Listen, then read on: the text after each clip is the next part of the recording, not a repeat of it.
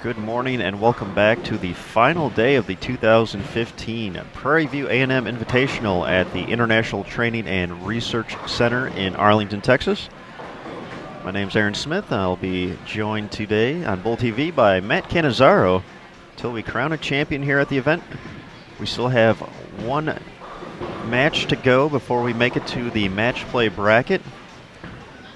We have about 20 seconds left to practice, but Arkansas State will be taking on Alabama State, North Carolina A&T taking on Central Missouri. After that match, we'll get the seeding for the match play bracket, and we will be underway shortly after that. So everyone just sit tight. We will go over the entire 2 days of competition. We'll give you a recap of all the standings, where everyone's sitting coming into this final match. So once again, thanks for joining us on Bull TV this morning, and we'll be getting underway in just a moment.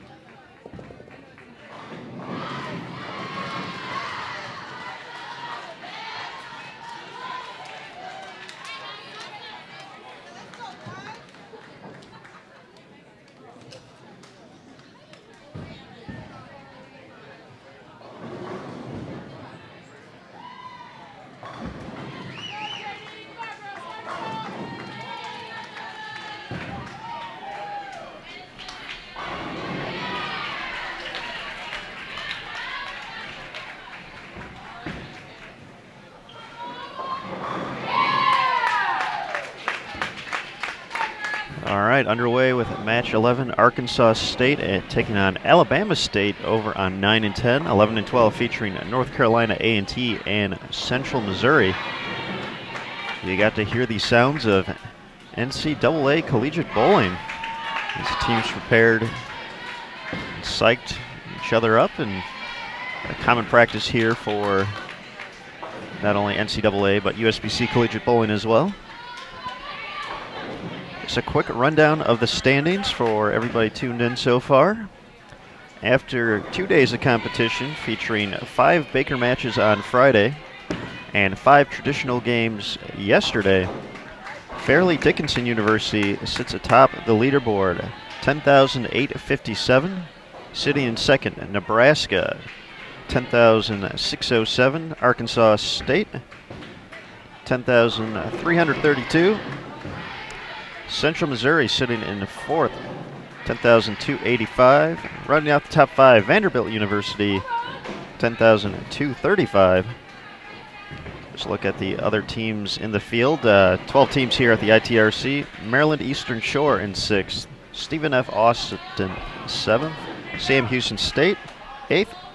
North Carolina A&T in 9th. Alabama State 10th. Prairie View A&M 11th. And Valparaiso University sitting in 12th.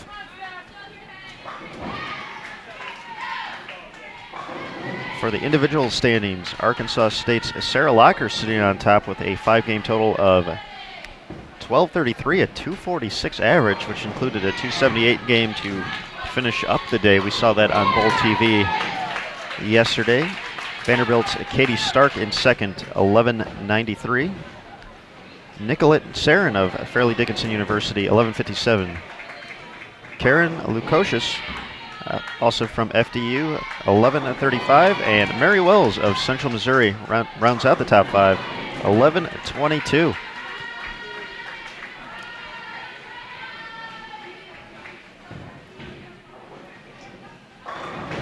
So that's how we got here. Once again, we have the one match this morning to let each team in the field have one game against the whole field. The total pinfall from everything leading up into this point and this game here will help determine the seeding for the best of 7 Baker match play bracket, which will be coming up immediately after this game. Just need to figure out the seeding where everyone's going, and then we'll go right into that.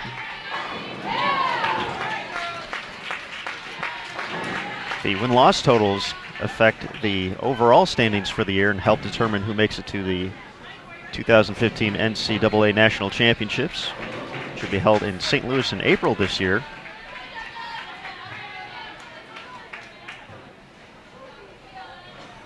Fairleigh Dickinson on top of the standings and also has the best match play record up until this point with an 8-2 record overall. Nebraska 7-3, Arkansas State and Vanderbilt 6-4, along with Sam Houston State and North Carolina A&T. So even though some of those teams a little bit lower on the total pinfall, they're still winning their matches, and that will go to the overall performance for the season.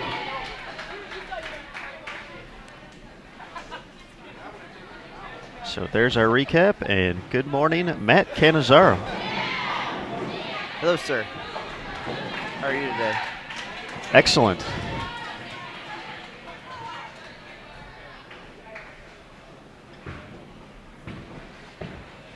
Certainly has been an interesting and exciting couple of days. And now the exciting conclusion just hours away.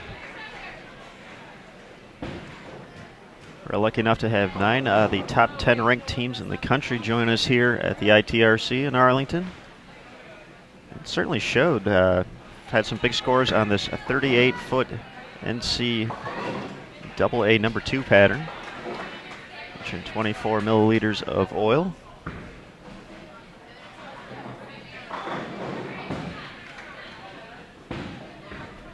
And we're looking forward to an exciting finish as well, so everybody sit tight. Thanks for joining us this morning on Bowl TV. We'll be here till we crown a champion later this afternoon.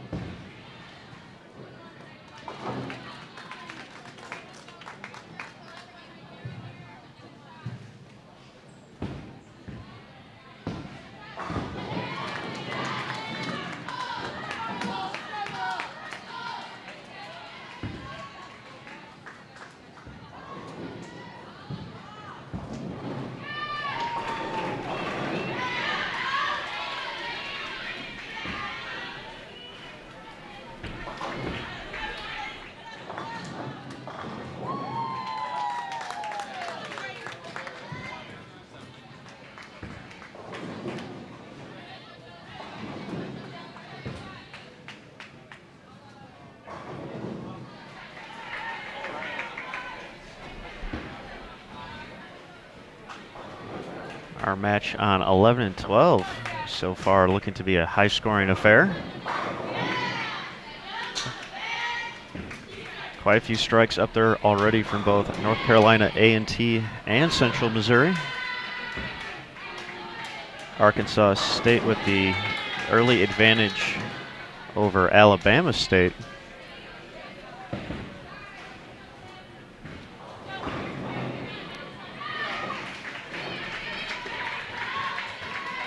Team certainly looking comfortable from the get-go here after spending 3 days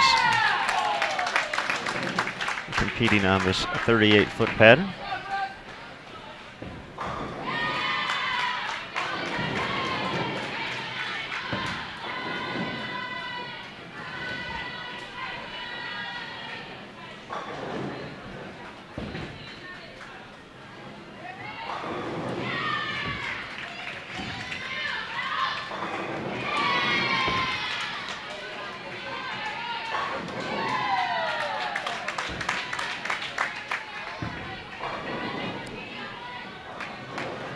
For those of you just tuning in, this is the last traditional game of qualifying, if you will. It's the total pinfall from everything this weekend goes towards the seeding for the match play bracket, which will be starting up immediately after this final match, as soon as we get the final scores in and lane assignments sent out. We'll kick off the best of 7 Baker matches until we crown a champion right here on Bowl TV.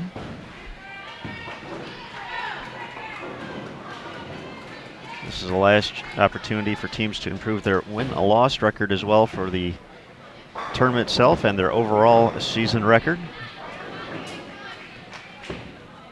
which helps to determine who'll make it to St. Louis in April for the 2015 NCAA National Championships.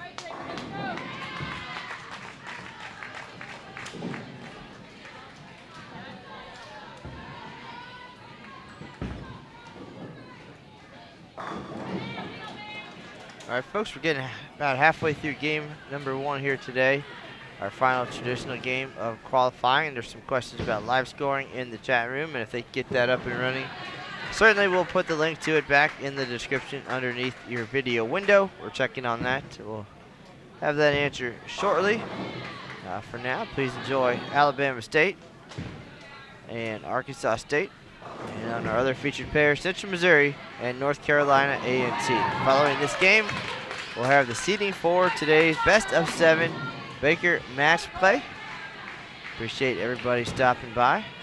Enjoy the action the rest of the way. We'll be here to bring it home later this afternoon, so stay tuned. Again, match play will immediately follow our final traditional team game underway right now.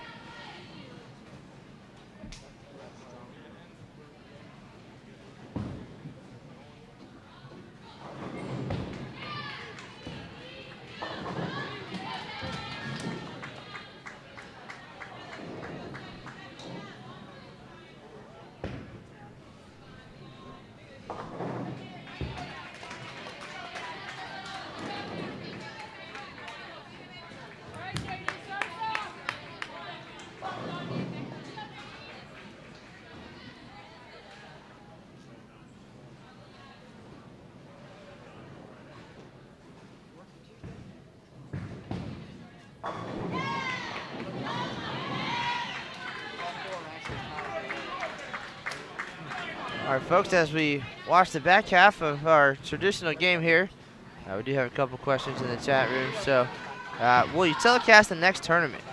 We do have a complete live stream schedule on bowl.com. Just go to either bowl.com/livestream or check out the bottom right-hand corner of the main page of bowl.com, and that will tell you all of the events that are coming up on our live stream schedule.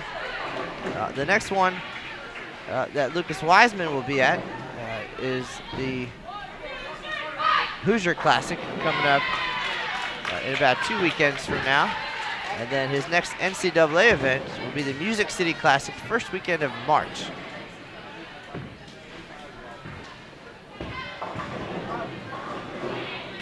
But definitely remember to subscribe to our YouTube channel, youtube.com/BowlTV, and get all the notifications and updates about when and where we'll be traveling to next.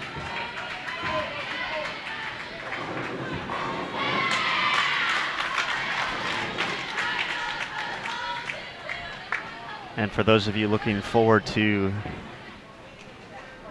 or curious who will be making their way to the match play bracket on our feature pairs, we actually only have 2 rounds. I believe earlier in the broadcast, maybe not today, but yesterday mentioned there'd be 3 rounds. We only have 2 though. Round number 1 will feature the 5 through 8 seeds. And the second round, we will have the top 4 teams. So we will for sure have our champion here on Bowl TV. Gotta be in the top 4 to have a chance at the win. 1 will take on 4, 2 will take on 3. And the winners will face off for the championship. The losers in the first round will face off to determine who gets 3rd and 4th place.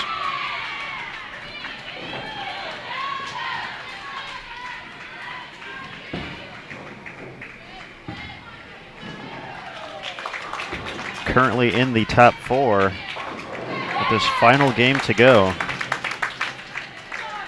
Fairleigh Dickinson University up on top, 10,857. Nebraska in second, 10,607. Those two pretty safe to make it to the top 4. Arkansas State, who we're watching right now, sitting in third at 10,332. Central Missouri in 4th, also on Bowl TV right now, 10,285. 50 pins behind them, Vanderbilt University. And then Maryland Eastern Shore, they would need a big effort here in match 11.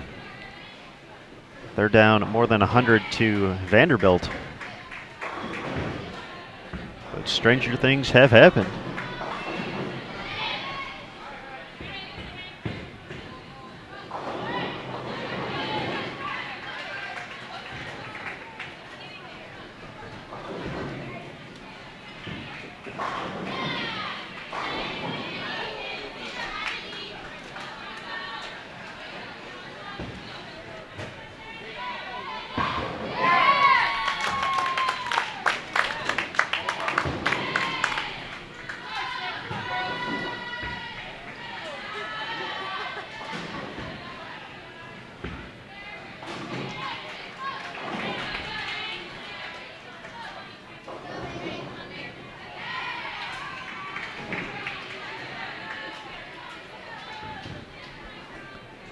See a few folks cheering on their favorite teams. Be sure to let folks know on social media that you're doing so, and please post that you're watching Bowl TV as well. Share the link. Let's get as many viewers as we can for the match play portion. Don't forget to follow the United States Bowling Congress on social media. On Twitter at USBC. The Sport of Bowling's on Facebook, facebook.com/USBC. Matt Canizaro just mentioned Bowl TV, youtube.com/Bowl TV, where you're at right now. Of course, the one-stop shop for all the information, bowl.com. And after you check out all those places, be sure to follow Matt and myself on Twitter at USBC Matt and at USBC Aaron for all the cool stuff we do. Occasionally, every once in a while.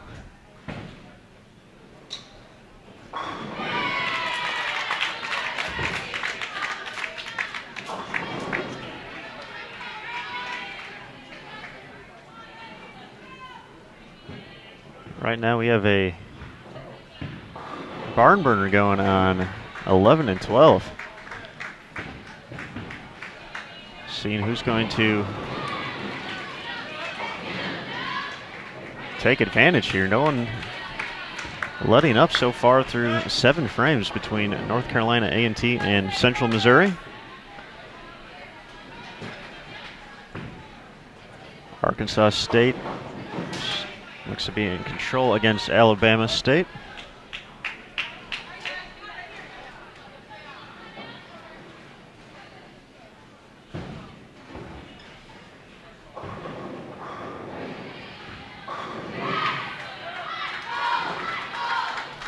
Once again, hang tight after the conclusion of this match.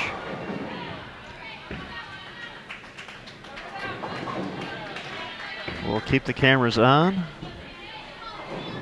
as we wait for the seeds to come in and folks to get to their respective lanes, and we will have the 5 through 8 matches up first in the match play bracket.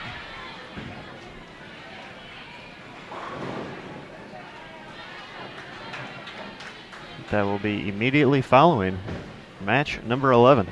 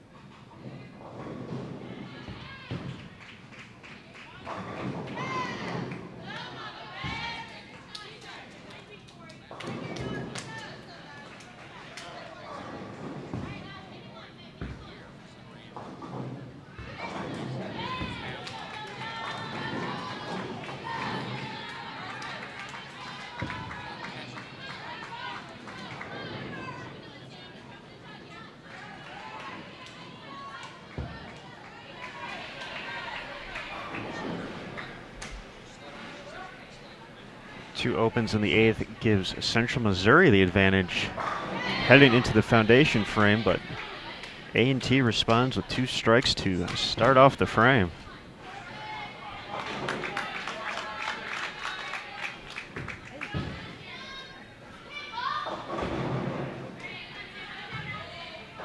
A few missed spares for Arkansas State, but a lot of strikes.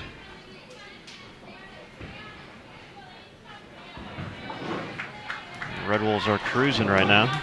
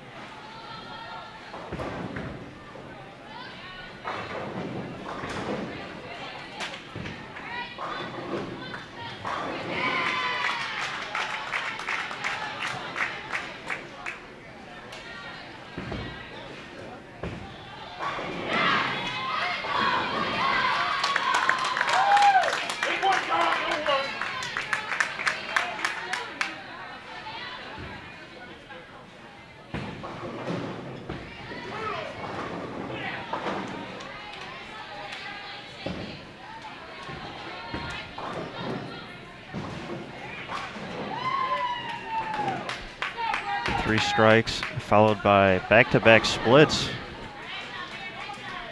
for the Aggies of North Carolina A&T State.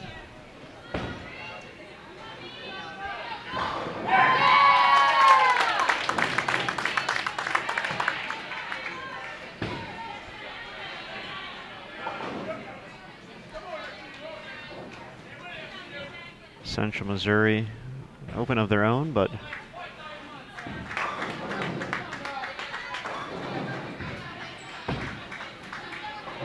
still hold the advantage going into the 10th.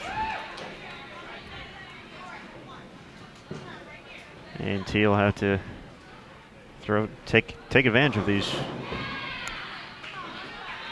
first 3 bowlers working on strikes, make a few doubles out of it to make it a match.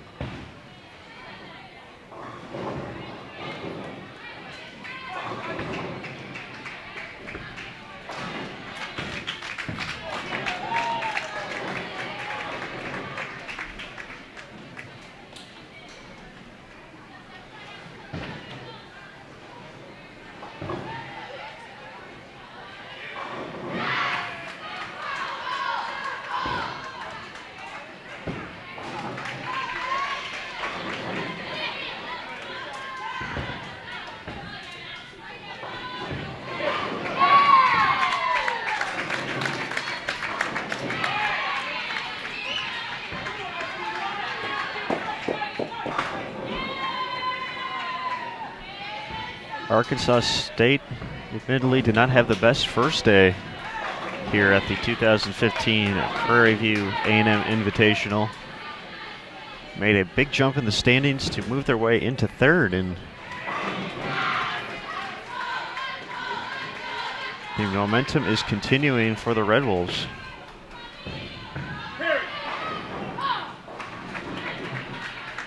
And missed in a while until that 10-pin there in the 9th frame, but they're still going to put up a big number. Probably not enough to earn the 2 seed unless Nebraska really struggled this game. But they will be in the mix. Central Missouri was sitting 4th overall, 50 pins ahead of Vanderbilt.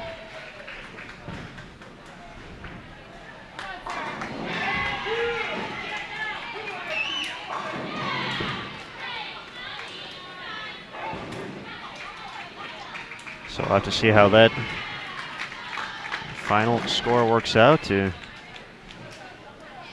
see whether the Jennies or the Commodores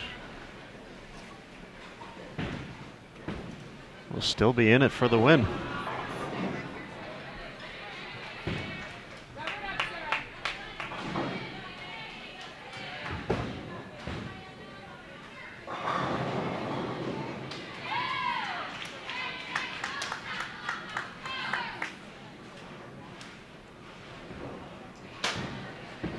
Central Missouri in good position to win the match itself here.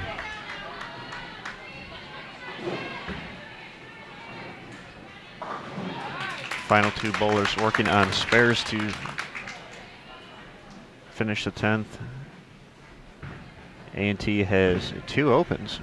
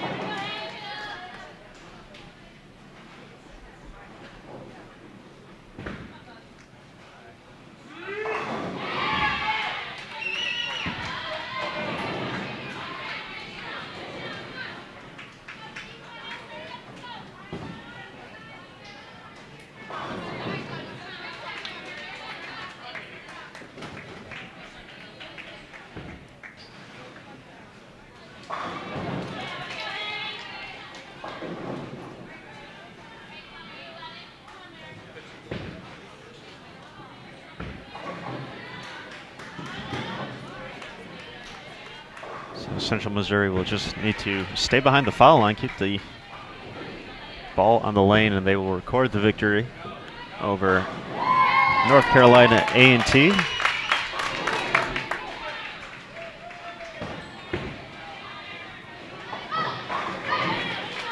Central Missouri's record will improve to 5-6. North Carolina A&T will fall to 6-5.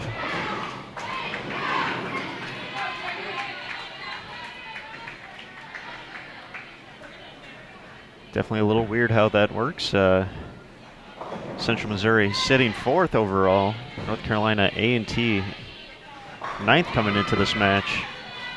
However, for the overall look of the year, A&T is going to come away with an extra win. We saw Central Missouri lose a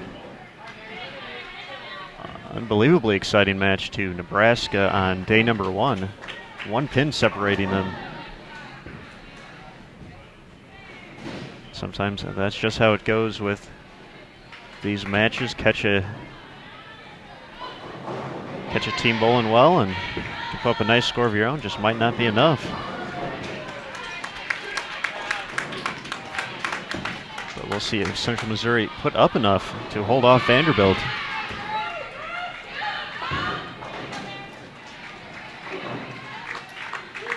here at the 2015 Prairie View.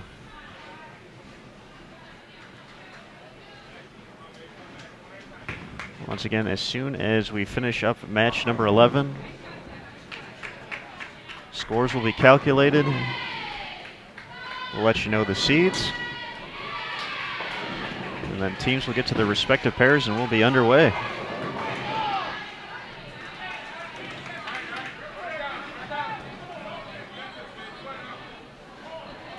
.1037 to 994, the final tally. Central Missouri over North Carolina A&T.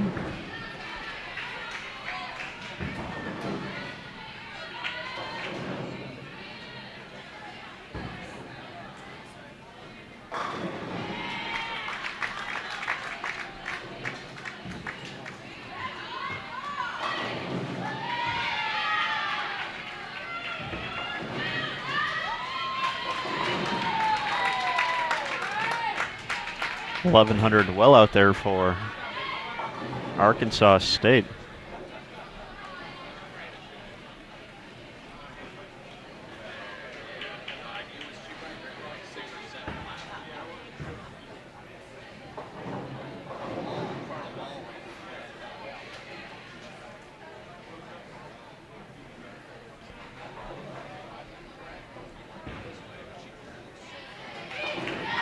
For those of you looking for the live scoring link, it's in the description below the video. You may have to refresh your browser to see that it's popped up, but it is there, along with overall and individual standings through match 10.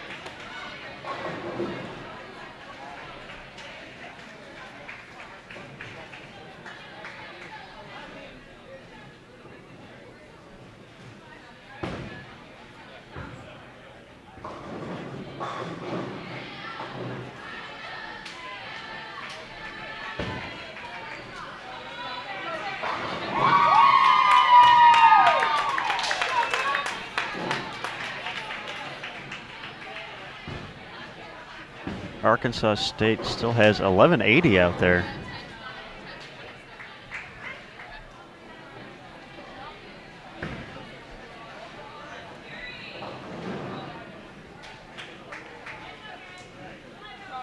Certainly turned it around after a rough day one.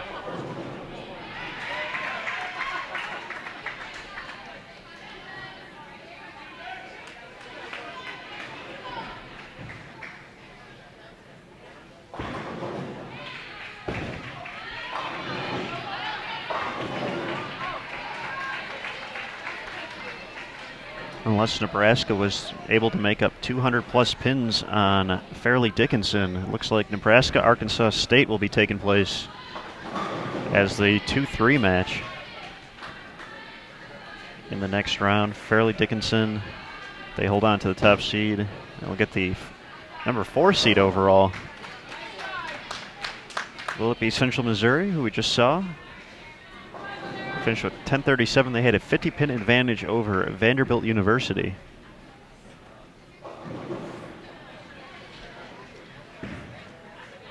So we'll wait and see for the official final tally.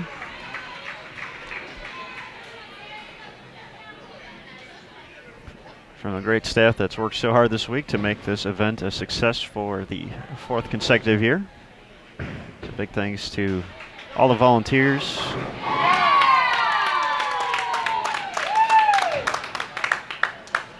To help out at the Prairie View A&M Invitational, along with the staff at the International Training and Research Center. Sarah Locker stepping up on lane 10, looking to hold on to her tough spot in the individual standings as well. She led after 5 with a 12:33.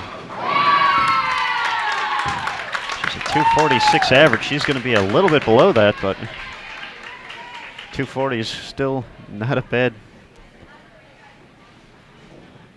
job for on the lanes.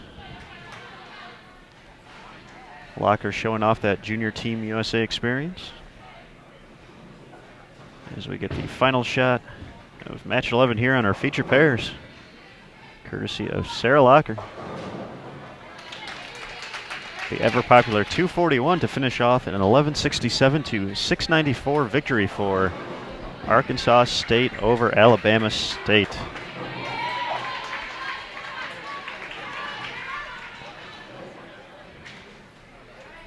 All right, folks, once again, the match play bracket will be coming up very shortly. We still have another lane in the 10th frame. As soon as they finish up, we get the standings, we will let you know. And we will have the 5 through 8 matches shortly thereafter, so continue to stay tuned. This is Aaron Smith alongside Matt Cannizzaro at the 2015 Prairie View A&M Invitational at the International Training and Research Center. And we'll be back shortly for match play. Thanks again for spending some time with us on Bowl TV.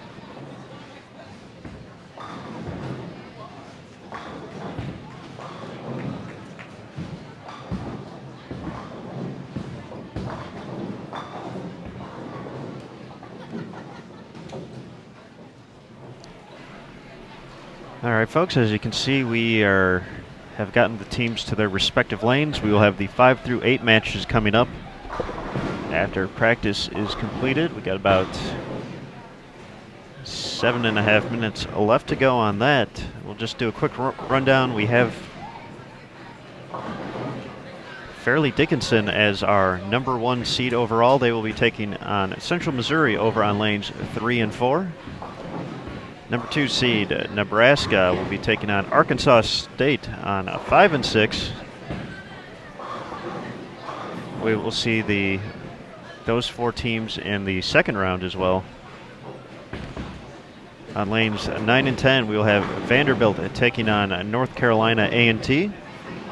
Vanderbilt, the 5 seed, North Carolina A&T moved up to the 8 seed, so they moved up to a whole new bracket. Stephen F. Austin and Maryland Eastern Shore just switched rankings, and they will be on 11 and 12. Stephen F. Austin is the 6th seed, Maryland Eastern Shore the 7th seed. Sam Houston State falls to the 9th seed. They'll be on 1 and 2 against Alabama State, the 12th seed.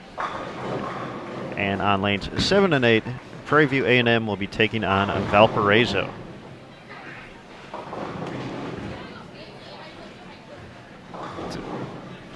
For the match play portion, we will go back to Baker competition, best of 7. So be sure to stay tuned in for that.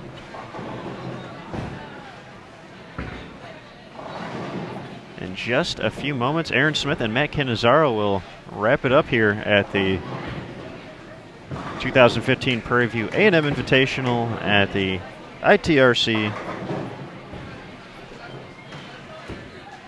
In just a few minutes. Thanks again for sticking around and spending your weekend with us. We look forward to bringing you an exciting finale here on Bowl TV.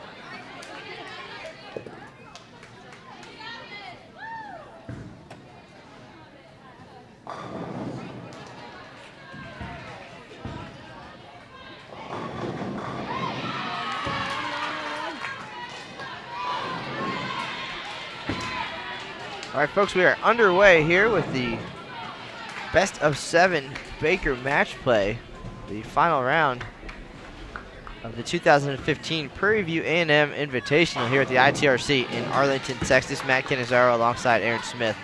Bringing you the action from behind lanes 9 and 10 and 11 and 12.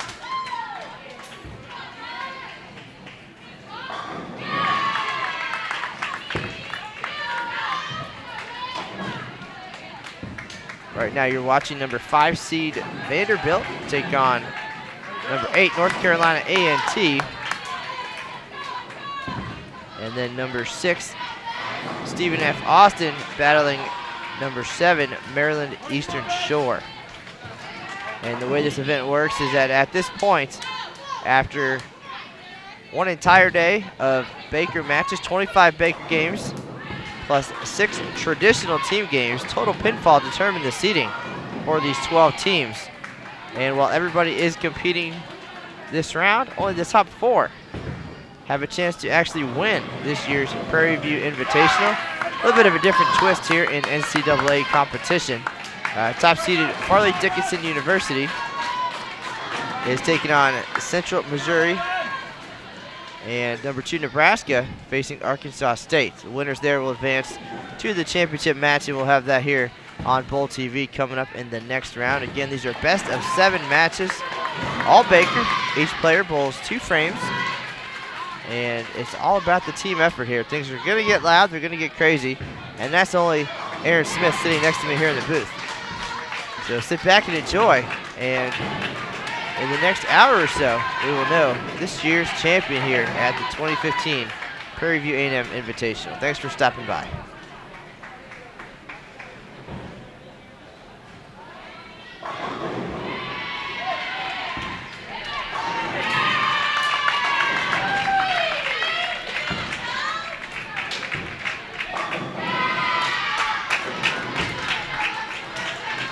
Vanderbilt was able to make up a little ground on Central Missouri. Ended up 17 pins short of making it into the top 4 bracket. North Carolina A&T actually moved up into this 5 through 8 bracket after posting a score just under 1,000. You saw that on Bowl TV as well. So they can move up to 5th place overall.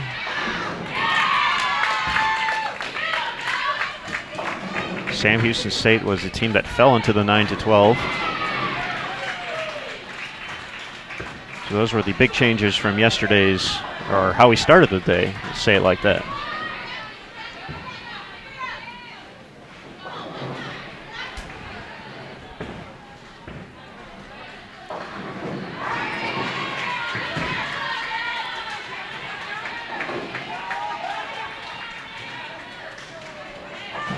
Teams will switch lanes after every game. The higher seed would get lane choice if we made it down to the final round. Best of 7. There's nothing more exciting than a Game 7, Matt Cannizzaro. Well, I did hear some of the players talking, and they're big football fans, so they're going to all try to get this done in 4 games and get on the road. I just made that up, but you're absolutely right. Certainly the excitement and the intensity of Game 7, you know, in any sport, of course. And as we saw, just a little taste of it on Friday in one of our Baker matches. Liz Koken for Nebraska stepping up and delivering 3 strikes in the 10th frame to win that match. And, you know, just being the first round, you know, of qualifying, and you know, the excitement was still there. So multiply that by the fact that you know, there's a title on the line here. And I think, you know, over the years we've seen some incredibly exciting moments, and why not today?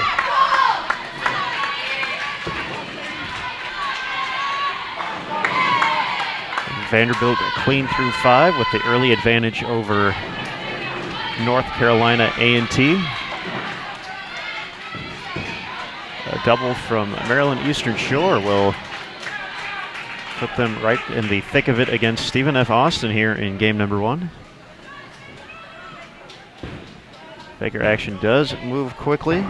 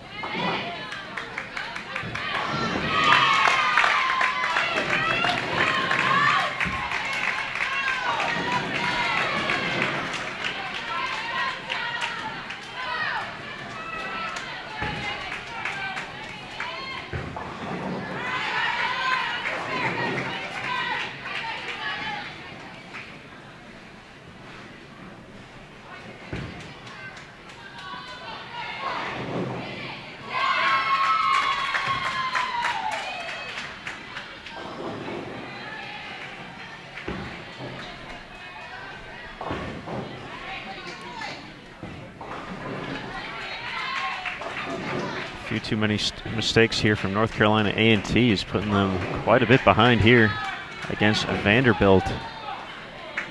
Stephen F. Austin opens in 3 out of the last 4 frames.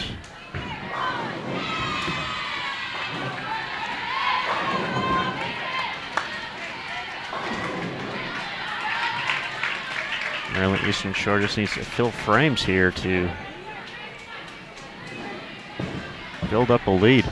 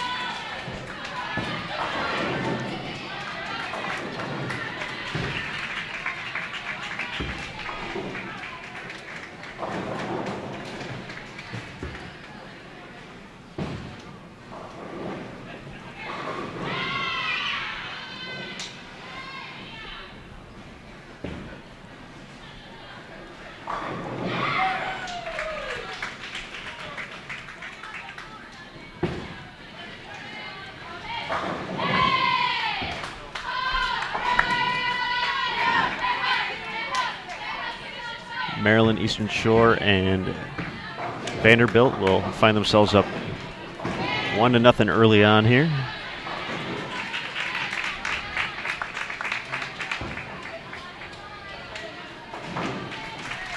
So both teams struggle out of the gates.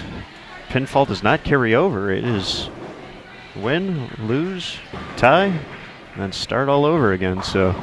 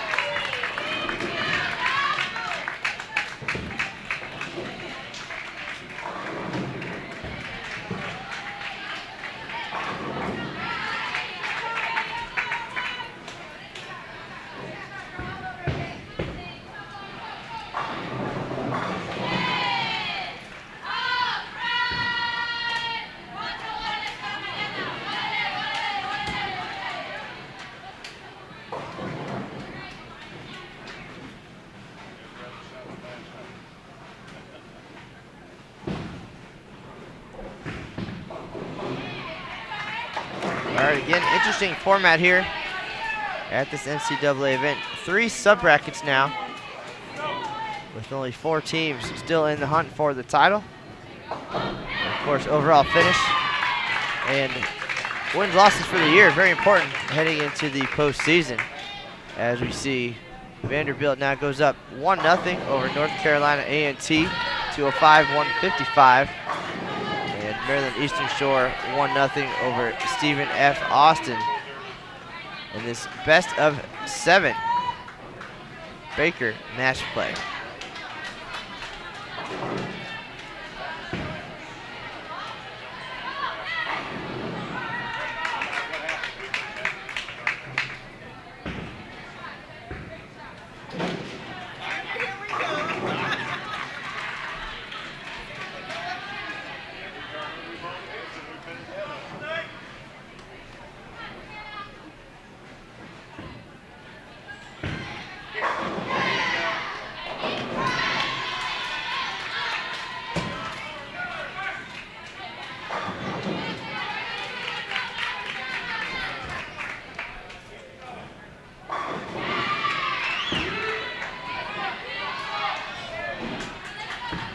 right, so game 2 underway. Teams have switched lanes.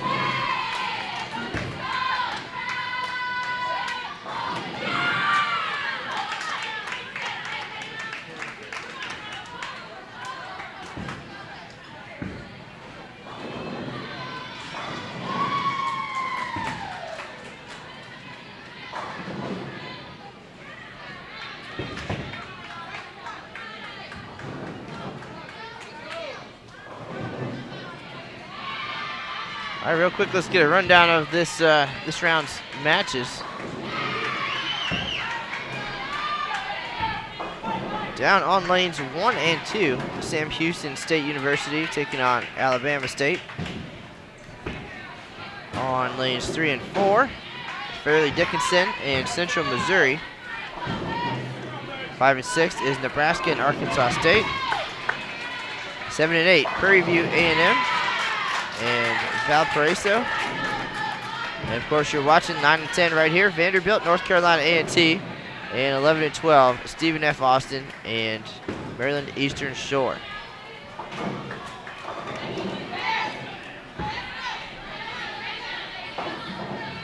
So at the conclusion of the event, we'll have a recap of today's action as well as final standings from qualifying and individually and the final bracket.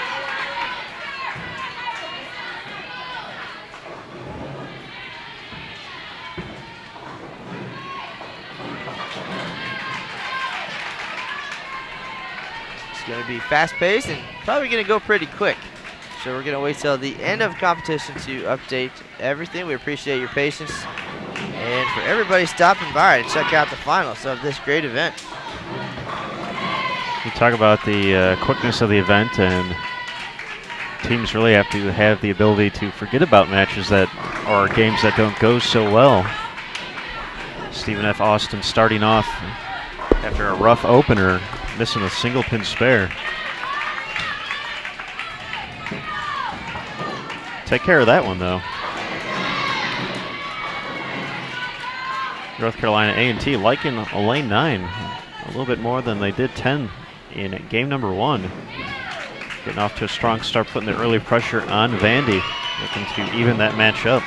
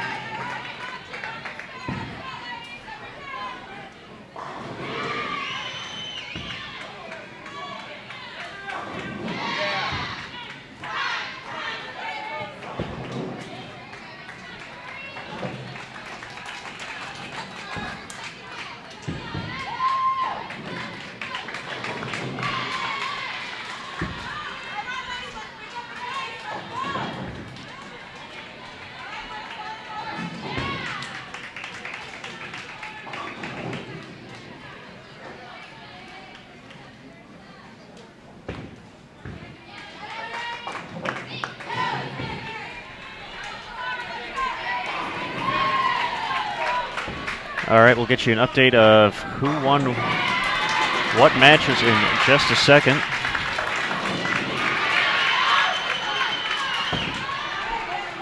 Might be a few seconds once again. In round 1, round 2 will feature the top 4 teams. We'll have the championship match as well as the 3-4 match. Fairleigh Dickinson, the number 1 seed, taking on Central Missouri. Nebraska, the 2 seed, taking on Arkansas State.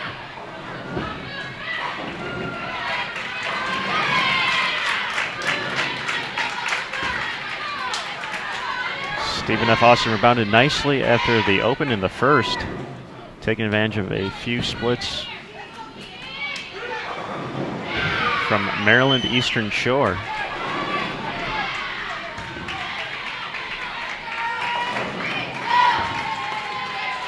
Vanderbilt trying to claw its way back into this match. But North Carolina A&T keeping the pressure on, clean through 6.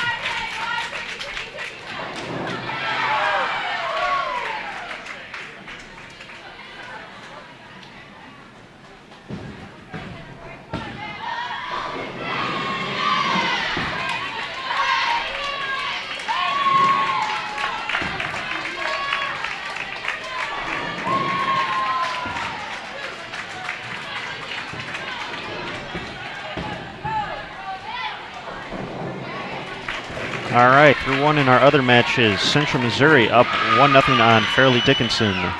Nebraska up 1-0 over Arkansas State. Alabama State defeated Sam Houston State in the opener, and Prairie View A&M over Valpo.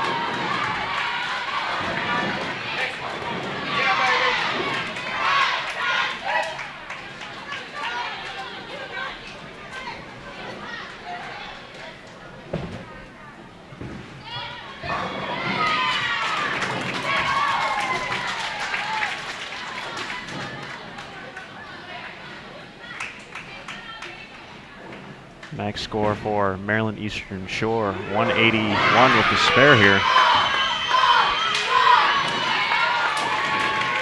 Stephen F. Austin on a 193 pace with the mark here. Can essentially end this one. Vanderbilt down 19.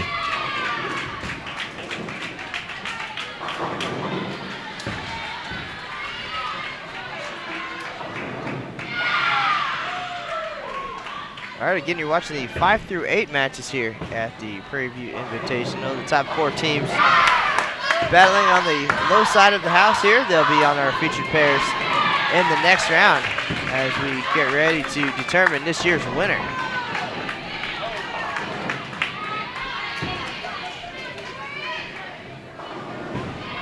The baby split to kick off the 10th for North Carolina A&T. Certainly not the toughest split out there, but not a fun one to try and convert with the match on the line. Let's see if Vanderbilt can seize the opportunity to take advantage.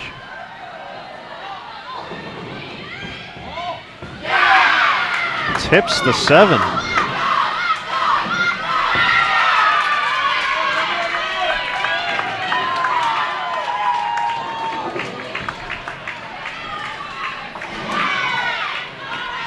Nice conversion for North Carolina A&T. Their max 235.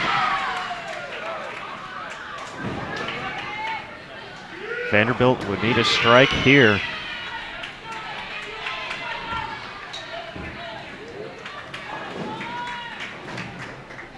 To keep their hopes alive.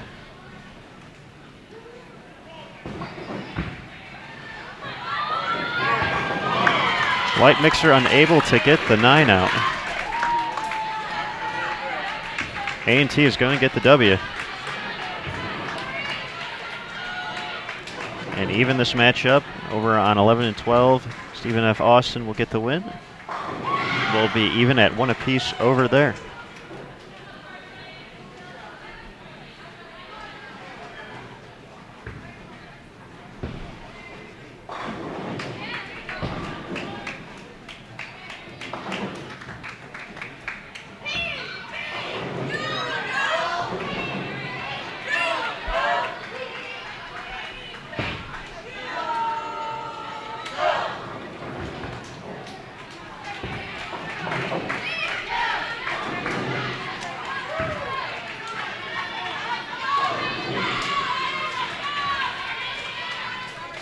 Actually, it was 234-227 win for North Carolina A&T.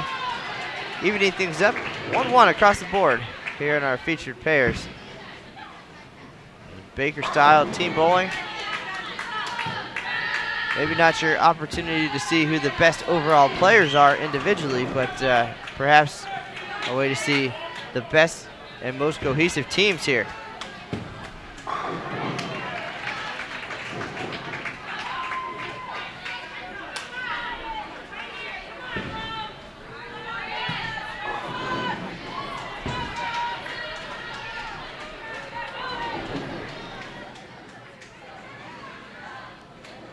Teams will switch lanes. Game 3 about to get underway again. Best of 7. So the first team with 4 wins.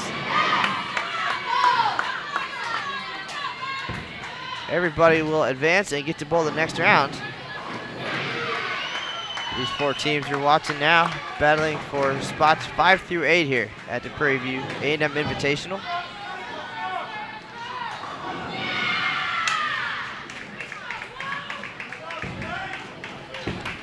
Change of pace from what you're usually used to when you hear there is a bracket coming up. The teams get to compete in every round, whether they win or lose. But you have to be within a certain amount to actually take home the victory in the event. You have to be in the top 4 with our 12-team field.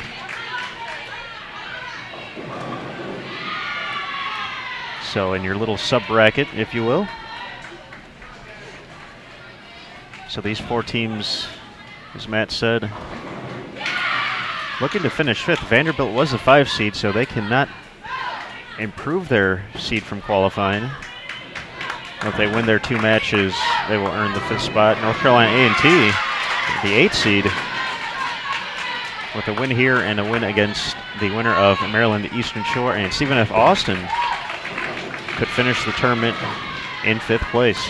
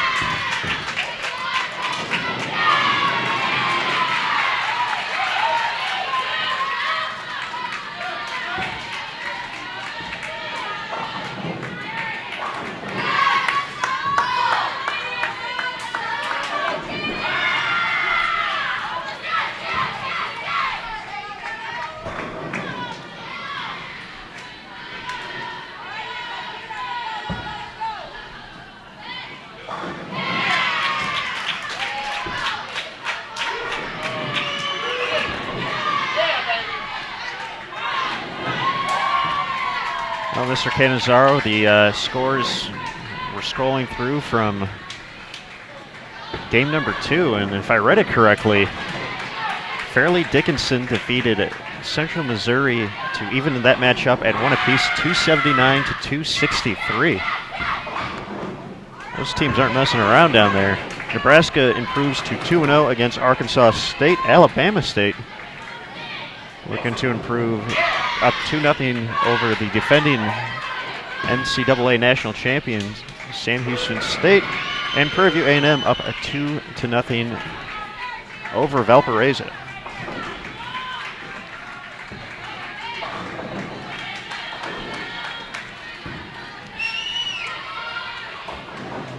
Stephen F. Austin got out to the fast start, but staring down a 4-9 here in the 5th. Makes a run at it.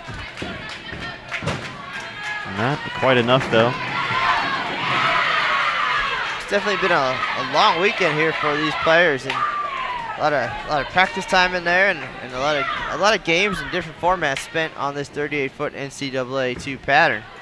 And we've seen some terrific scores and then some head scratchers along the way as well. So it's just it's interesting how the lanes have transitioned, and how the momentum has changed. And here, again, the momentum swinging in both of our featured matches.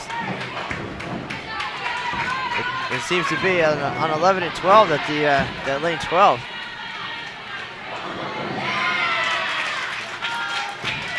showing no problem for Stephen F. Austin here, despite struggles in game 1. So it can change that much from one game to the next, and that's why that game 7 is so important. As you said, the higher pinfall or the higher seed along the way, the higher seed will get choice in game 7. So that ultimately could be pretty crucial.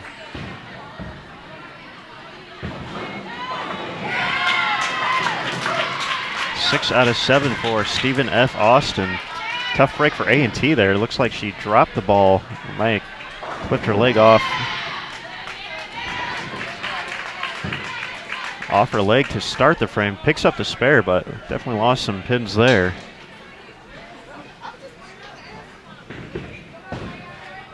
Vanderbilt can actually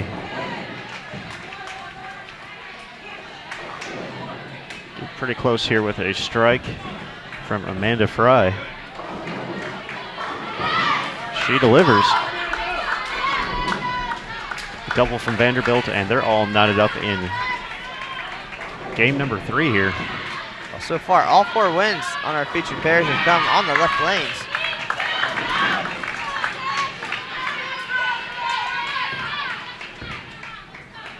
And another split down on lane 12 for Stephen F. Austin.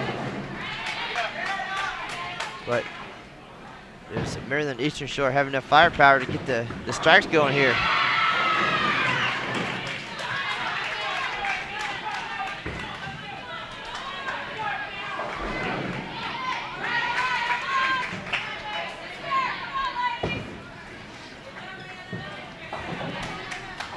We've had this discussion before in other collegiate events, and over the years, it's interesting to see how different teams pace themselves in these situations.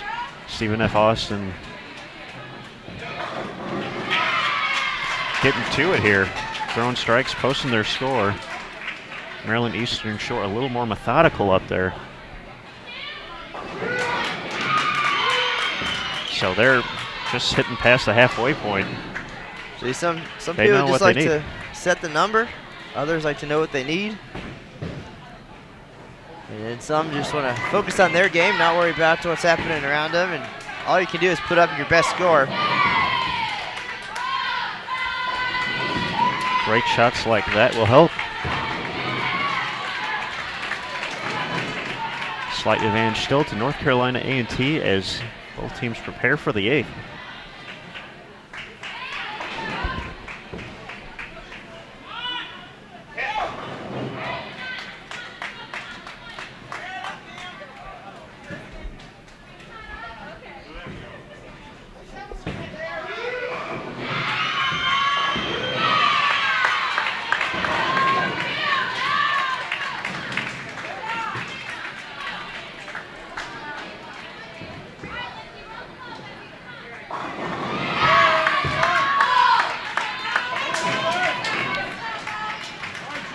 Vanderbilt moving Robin Renslow into the 3-8 spot.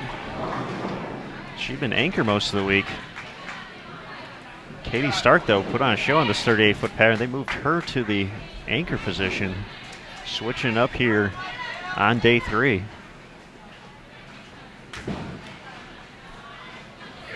Let's work this game. 2 strikes from Renslow.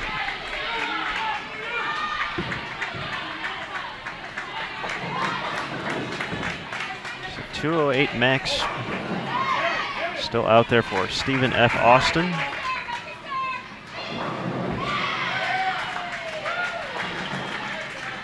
So Eastern Shore will have to find a way to throw a double here. Otherwise, they'll go down 2-1.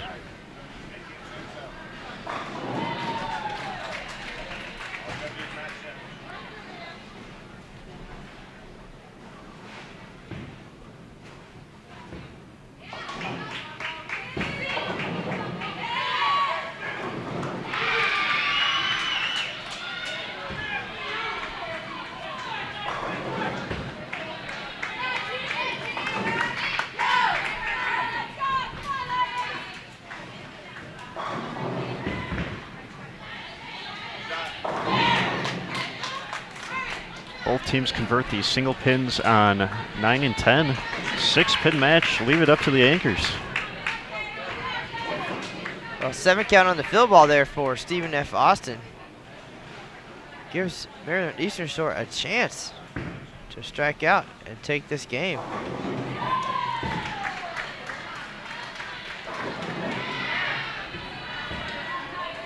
First things first, no problem with the spare. Late 7 fall for Vanderbilt. She needs the double though.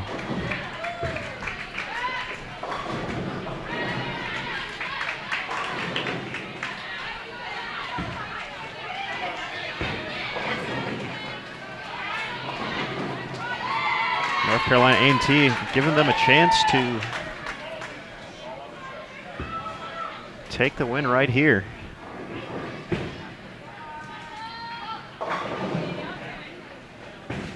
Stephen F. Austin will go up 2-1. Vanderbilt needs a double. Mixes it up.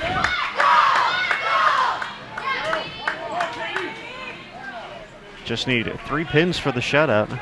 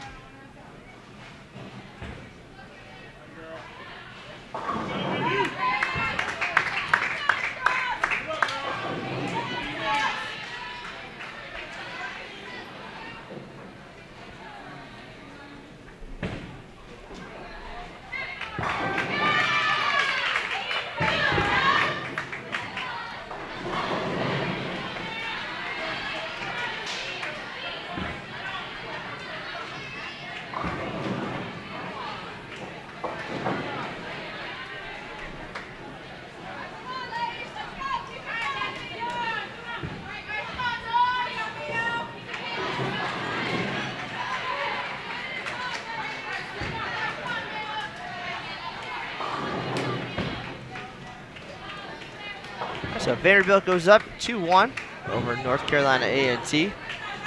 And Stephen F. Austin 2-1 over Maryland Eastern Shore. Teams are going to switch lanes again.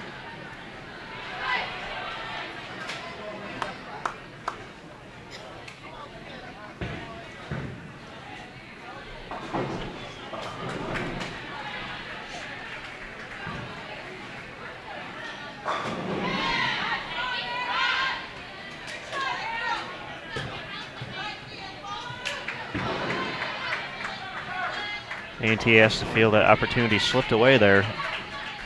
Bad break with a gutter on a few strikes in a row and stepping up in the 10th with a chance to shut out. They bounce back with a strike, left that game behind. That's what they did last time, struggled in the opener. And bounced back nicely for the win in game number 2.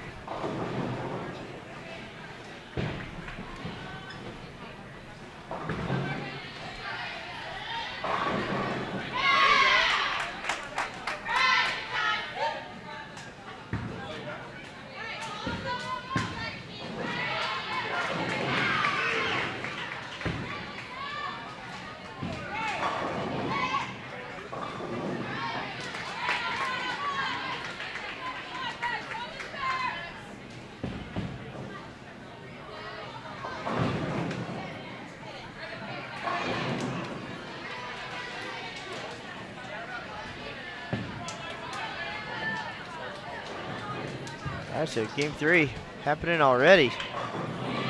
Super quick pace. Game 4. See? It's happening so fast I can't even keep track. Again, best of 7. And then we'll have the final round coming up next. We'll get to see the championship match as well as the 3rd place match here in our featured pairs. And these 4 teams you're watching right now battling for essentially 5th place.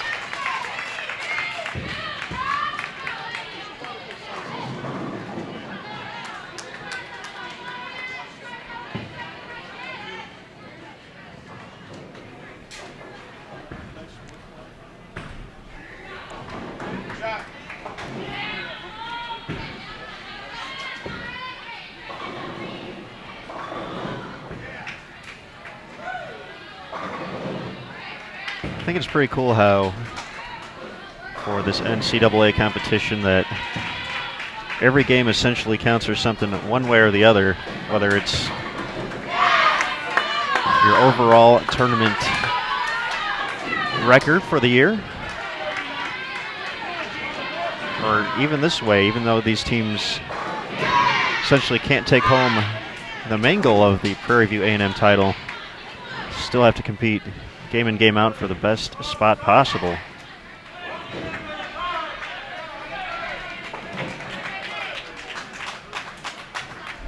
I think also the different formats, the different opportunities there, and certainly even the playing field a little bit too, and eliminate some of that separation maybe between the super top teams and the up and comers.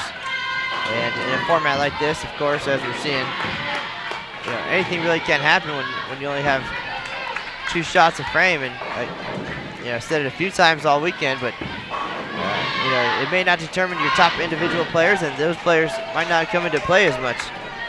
But it gives other teams a chance to show what they are made of as a unit.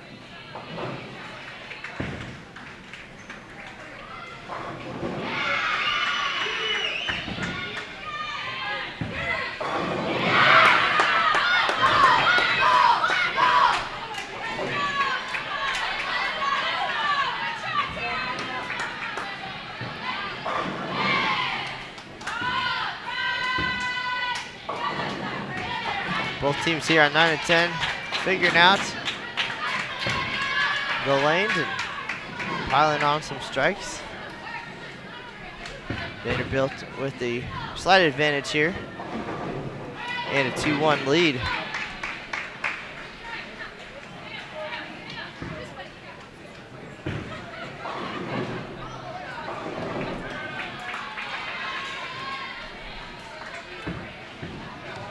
All right, update from our other matches. Fairleigh Dickinson now up 2-1 over Central Missouri. Our 2-time defending champion here at the Prairie View A&M Invitational, Nebraska, 1 win away from a return visit to the championship match. They're up 3-0 against Arkansas State. Alabama State up 2-1 against Sam Houston, and Prairie View A&M up 2-1 against Valparaiso.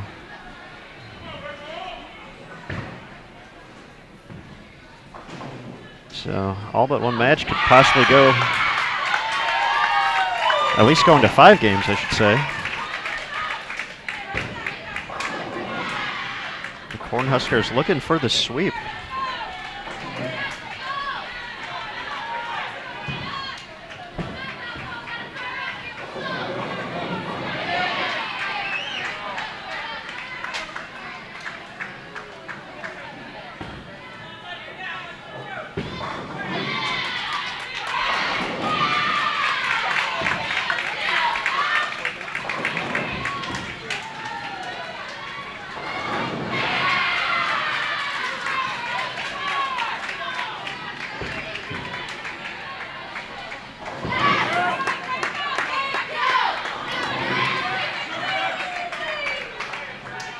Tough spare conversion there for Vanderbilt to stay in control here.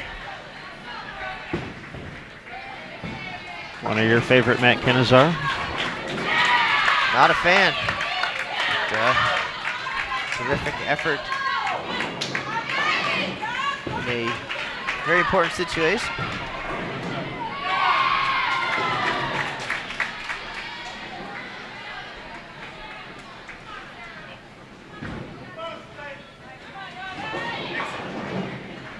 Although we have seen a lot of strikes this week, or this weekend, I should say.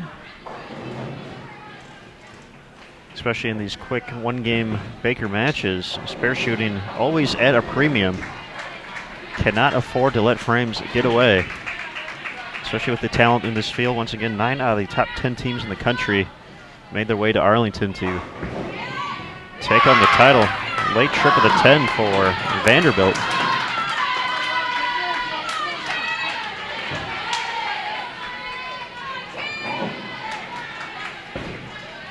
Another classic match here with North Carolina A&T.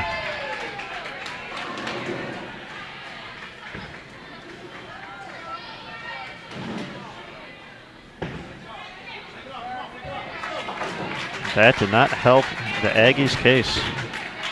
The missed single pin drops their max to 225.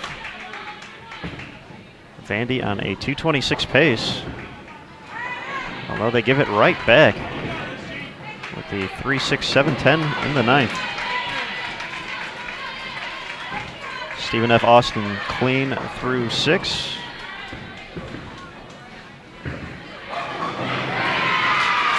Eastern Shore looking at possibly their second open.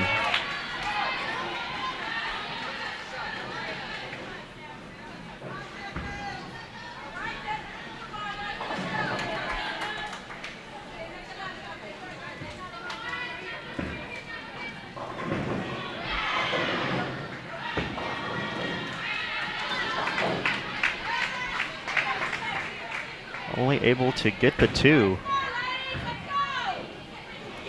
Vanderbilt will still hold the advantage going into the 10th.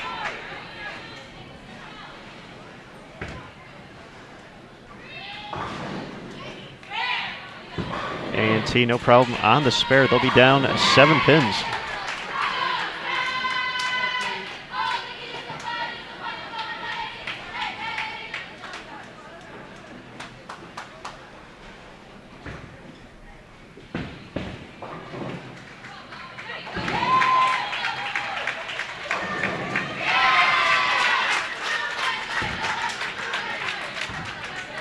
Stephen F. Austin not letting up against Maryland Eastern Shore. Already up 2-1 and cruising here in game 4. North Carolina A&T is going to have a chance.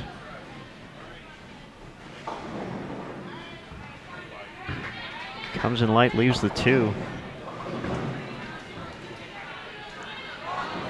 So they will need an open from Vanderbilt here to have any chance to avoid going down 3-1. No problem for Vandy. 3 pins will be enough for the shutout.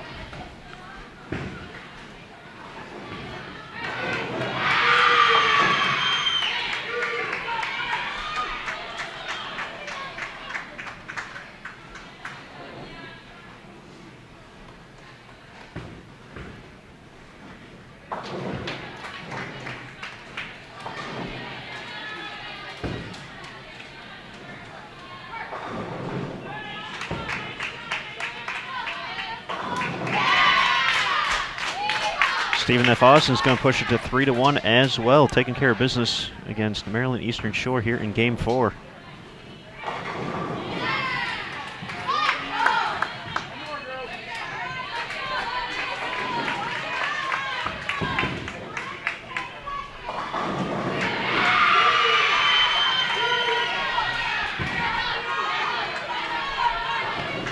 .212 to 203. Vanderbilt 1 win away from wrapping up this match.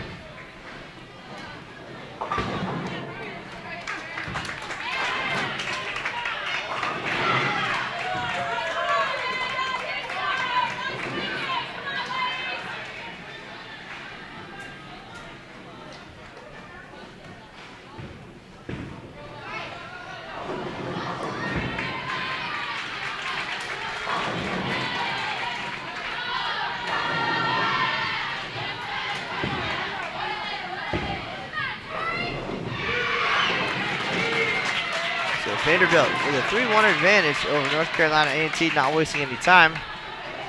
Fry up on the approach, wanting to get this game going. And our other match just wrapping up.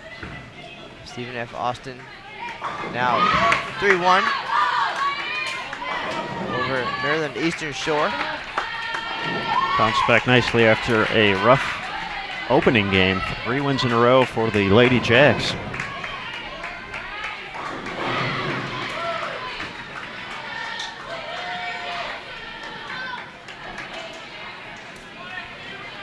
Three splits for Maryland Eastern Shore, doing them in.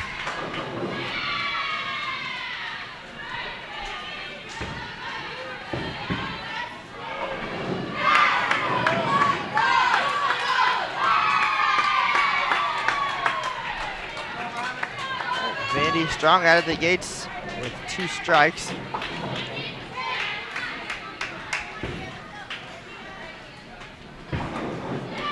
A&T has had these past 2 matches within their grasp. Unable to finish it off, some late mistakes. Vanderbilt has capitalized and they can field a victory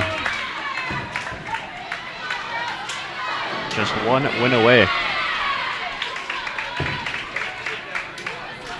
We want to thank everyone for tuning in. 320 strong watching live right now. We appreciate you joining us here on Bowl TV for the 2015 Prairie View A&M Invitational. This is Aaron Smith alongside Matt Cannizzaro. We have our championship match and our 3rd place match coming up in round number 2. We'll crown a champion here live on Bowl TV. So be sure to let everyone know on social media you're watching Bowl TV and cheering on whatever team you prefer to cheer for. Who'd you like to see win out here today? Be sure to follow us on social media as well. Twitter at USBC. The Sport of Bowling is on Facebook, facebook.com/USBC. You're watching us now on Bowl TV, youtube.com/Bowl TV, and of course the one-stop shop for it all, bowl.com. Matt Cannizzaro is going to put together an excellent article after we finish up today, where we'll have all the standings, all the information you could ever need to know about the Prairie View.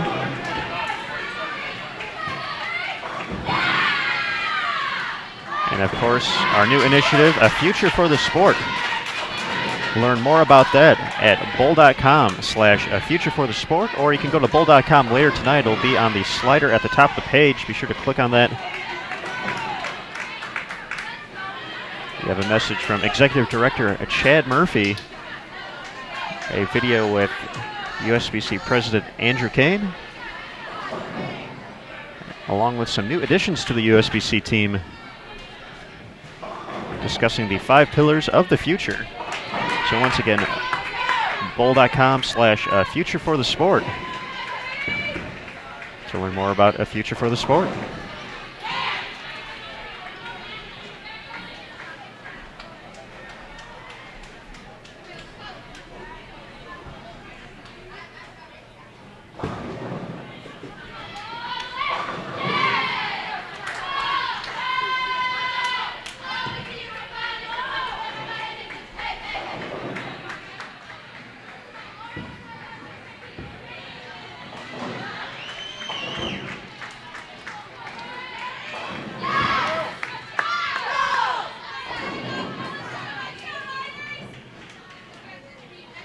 We're getting towards the halfway point here in our Vanderbilt North Carolina A&T match.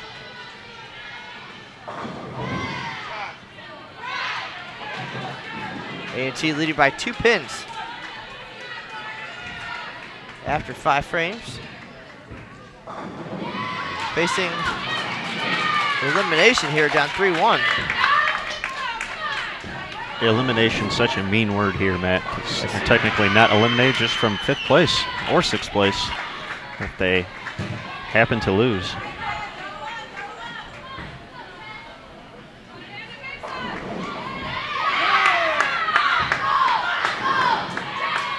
Vandy with the big double. Gunning for 5th place.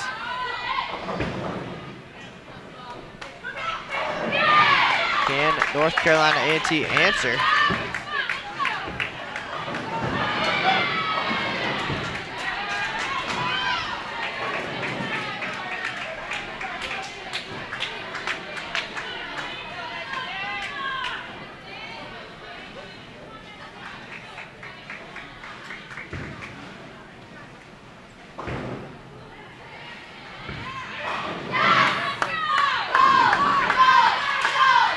Vanderbilt pulling away here in the back half. We've seen that the last 2 games. A&T hanging around, but running into errors such as that. Cost them 2 matches already.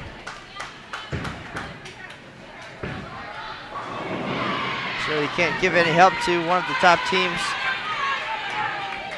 in the history of NCAA bowling.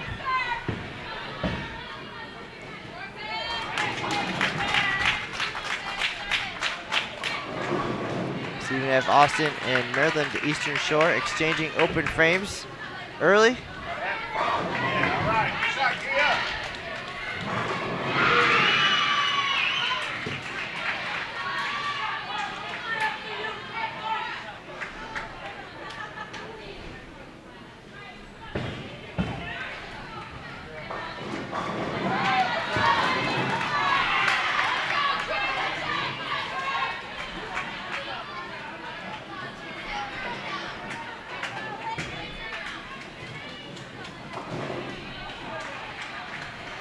All right, Fairleigh Dickinson now up 3-1 against Central Missouri. Nebraska has already punched its ticket for the championship match, sweeping Arkansas State 4-0. Sam Houston has evened up the match against Alabama State, and so has Valpo against Prairie View A&M. Those are 2 games apiece. Big double from A&T after the open frame in the 6th.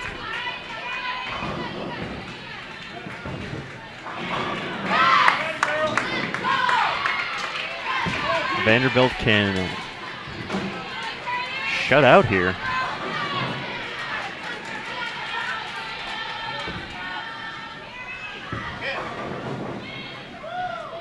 That might do it for A&T. 2:13 now their max score.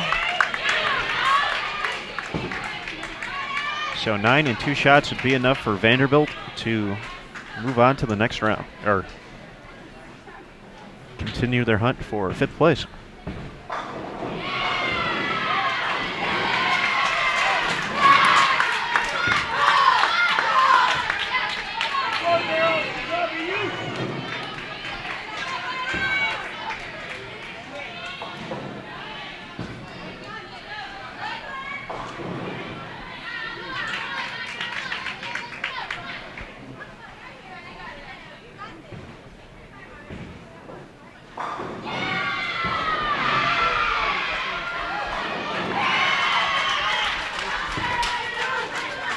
Clutch double there for Stephen F. Austin, trying to take care of things here in game 5.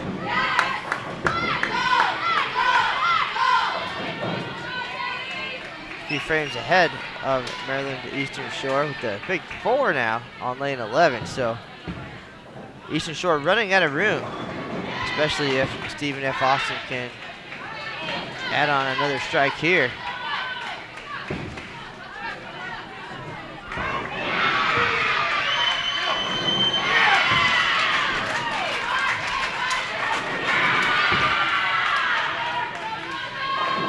They do for the 3-bagger.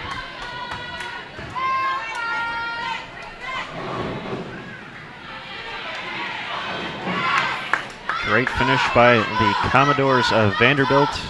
2:46 to advance, or to, I should say, get the victory against North Carolina A&T. 4-1. A&T bowled well. Just seemed to catch one mistake each game, which ended up doing them in the end. They will take on the loser of the Eastern Shore Stephen F. Austin match. Vanderbilt will take on the winner. Well, after 5, Stephen F. Austin was up 4 pins on Maryland Eastern Shore and almost done with the game already. Finishing now, you have 4 strikes going into the 10th frame. Essentially, can shut out.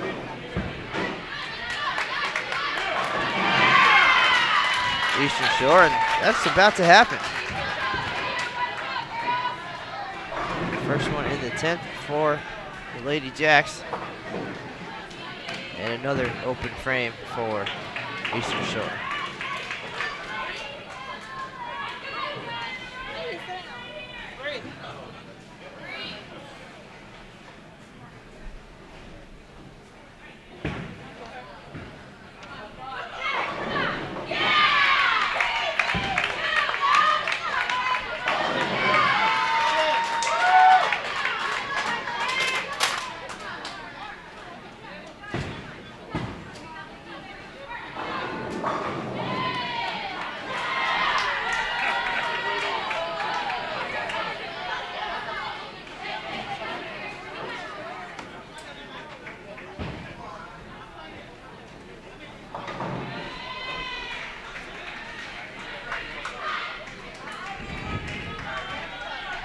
That's how you take care of business in the second half of a match. Perfect down the stretch. Stephen F. Austin, 226. It will be enough to take the win over Maryland Eastern Shore and take on Vanderbilt to go for the 5th seed.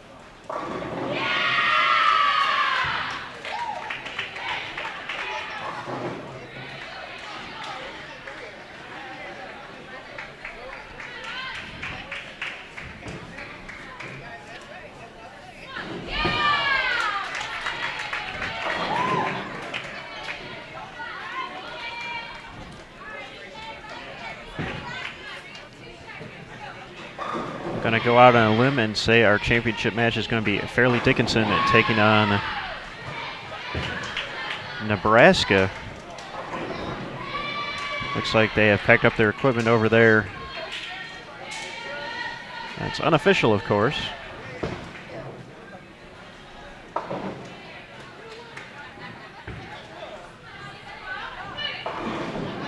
team's moving over this way.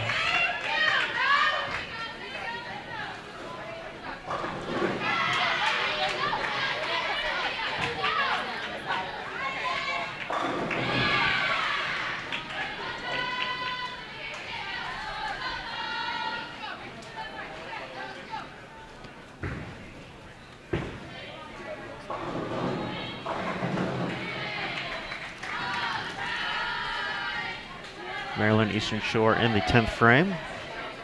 I'll give you a quick rundown of the National 10-Pin Coaches Association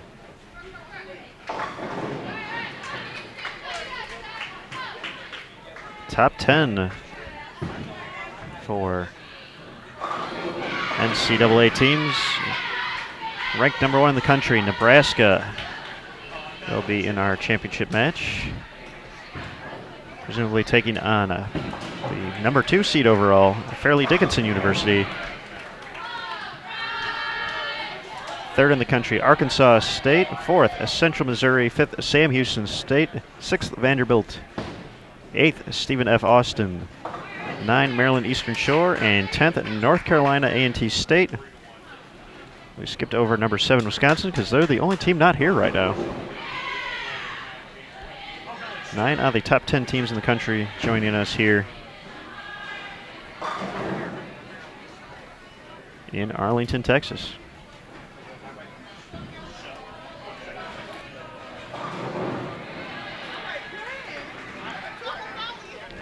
.226-176, the final tally. Stephen F. Austin defeats Maryland Eastern Shore 4 games to 1.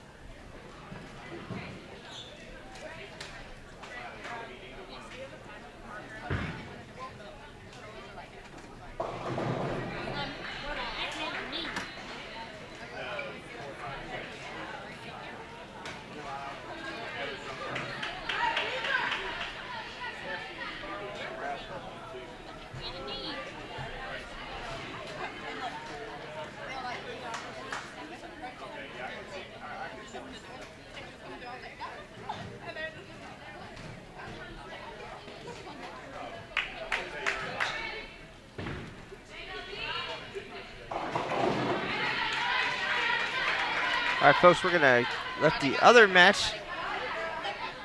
matches, 2 matches going on, finish up. And then we'll get set up here for our championship and 3rd place match.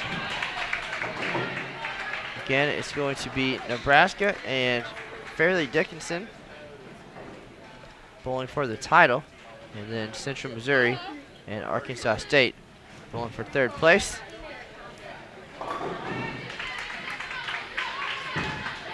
Appreciate everybody stopping by. It'll just be a few minutes and it will be right back on the air with the exciting finale of the 2015 Prairie View A&M Invitational here at the ITRC.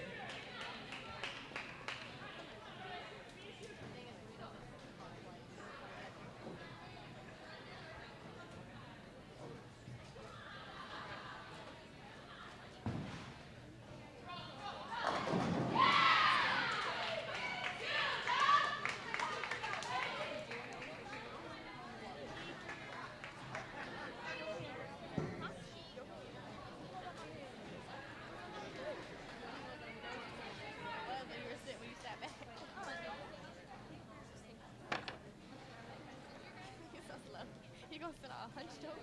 Oh, yeah.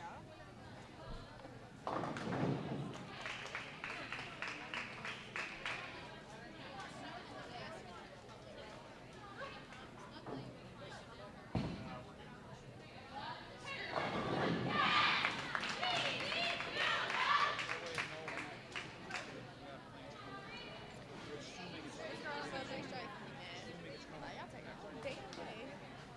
I only want your ball. Yeah. Right there. Like, tired of waiting. Okay. Right now, they're trying to move the points, not deficit.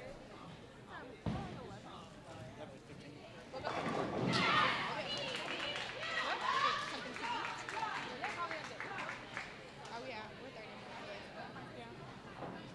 If we don't, it's gonna be something quick. Probably easy man. We're probably all. Oh, sorry.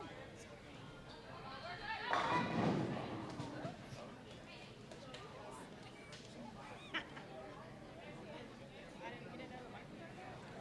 We were just having a conversation about.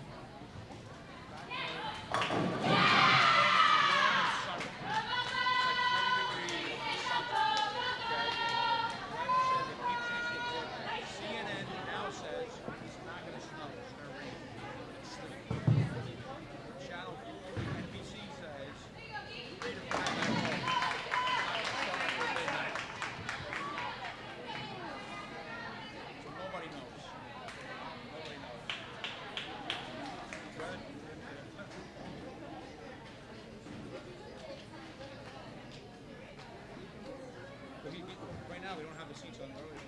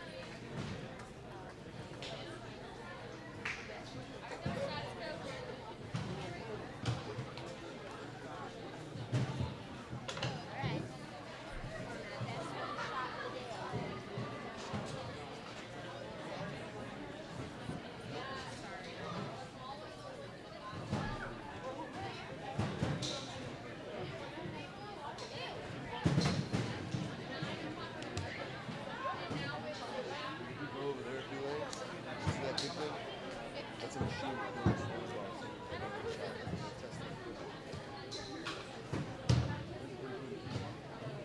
of the ones I wore the last 3 days.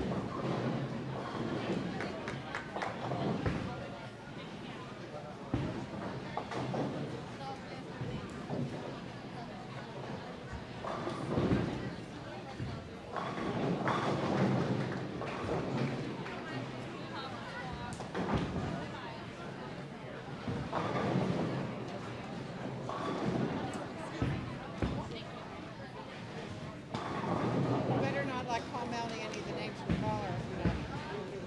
Like our baby names, you know.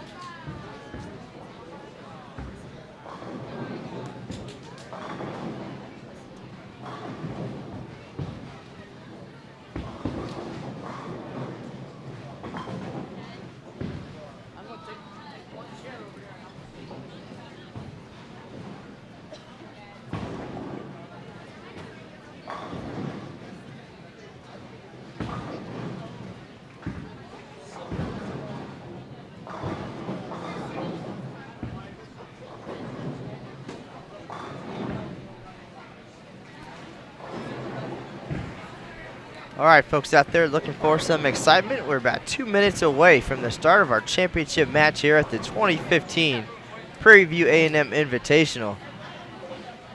Some very talented teams in the finals here. We're going to see top-seeded Fairleigh Dickinson take on Nebraska. Cornhuskers looking for their third consecutive victory here at the ITRC at the Prairie View A&M Invitational. And our third place match, Arkansas State in Central Missouri. We've got 9 of the top 10 teams in the country competing in this week's event. And this best of 7 Baker match coming up. It's going to get loud and it could get very intense. And that is what it's all about.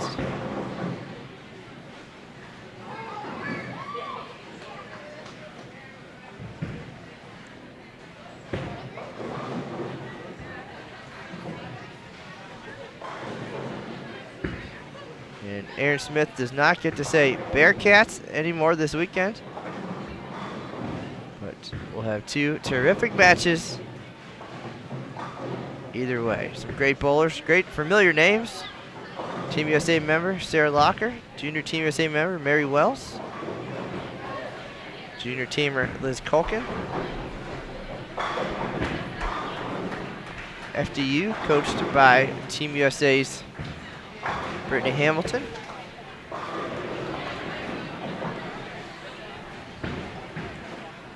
Practice just wrapping up, about 25 more seconds, and then we'll be underway. Best of 7 for the title.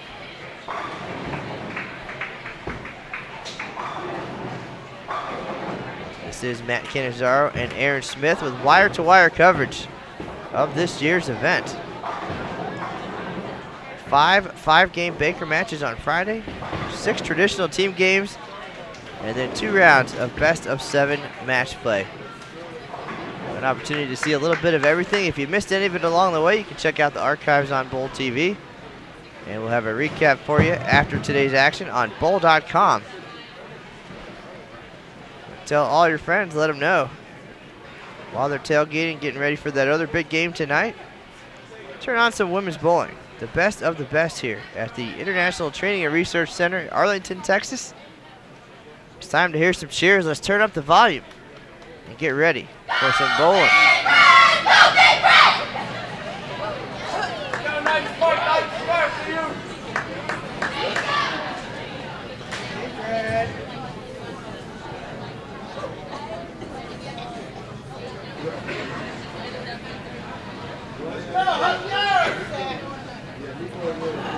Sorry, hairball.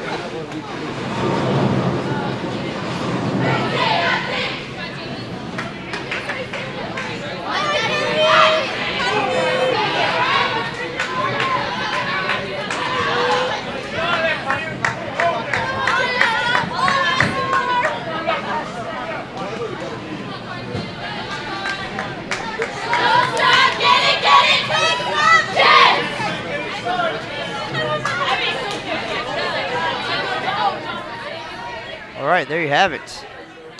Everybody pumped up and ready to go. The final match of this long competitive weekend. Just about underway.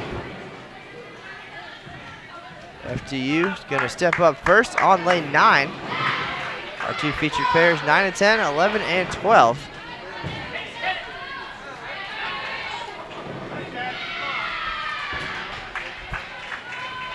Fitting to come down to these 4 teams, the top 4 ranked teams in the country, showing why they earned those rankings. We'll see if they can put it to good use here in the Baker best of 7.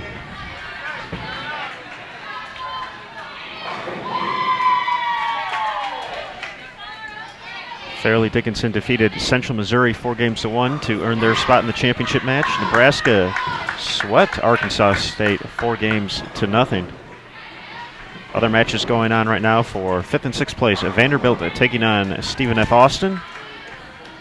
The 7th, 8th place match, North Carolina A&T taking on Maryland Eastern Shore. For 9th and 10th, Sam Houston State Bearcats taking on Valparaiso. And our 11-12 match, Alabama State and Prairie View A&M.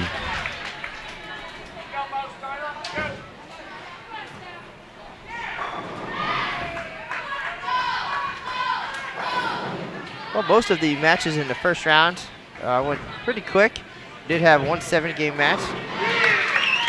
And that was the reason for that delay. And I think all 4 teams here on our featured pairs right now are thinking, let's get this done 4-0.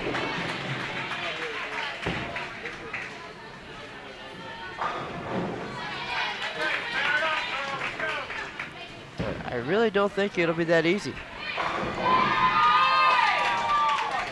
Certainly not with teams as accomplished as this and who have faced off so many times against each other. All the teams very familiar with each other after often finding themselves in this position competing for the title.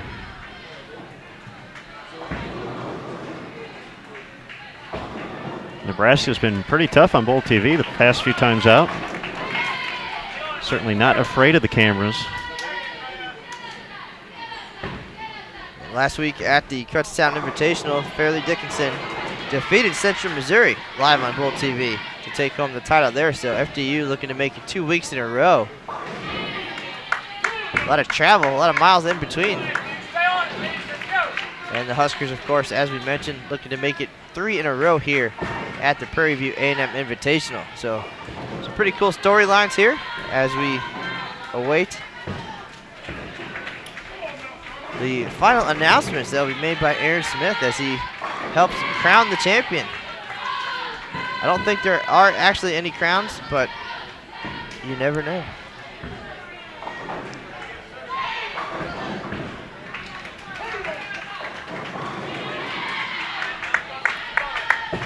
If there aren't, there should be. I agree completely. However, the awards have been displayed up at the ITRC check-in area all week, so everyone knew what they were competing for. And I'll be lucky enough to start and end the event with announcements, so that's why I'm really here, is my majestic voice. So. But the reason you're really here right now, Fairleigh Dickinson, Nebraska, Central Missouri, Arkansas State. Thanks again, everyone, for tuning in all week here at the Prairie View A&M Invitational. FDU clean so far through 4 with the early advantage.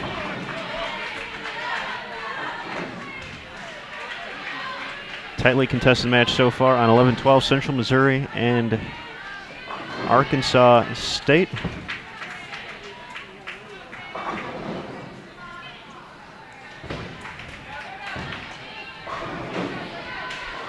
Slight advantage going to the Jennies of Central Missouri.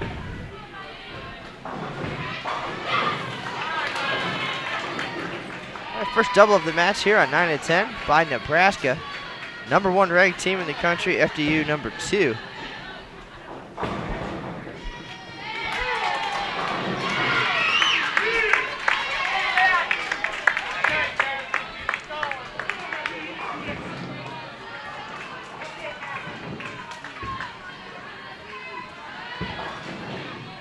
Teams will switch lanes after each game, and should there be a game 7, higher seed will have choice.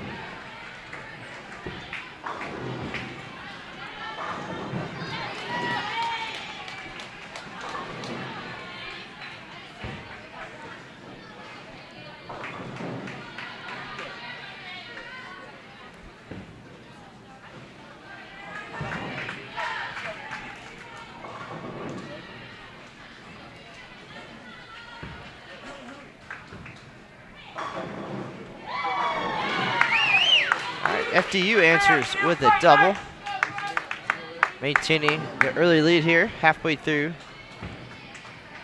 this opening game.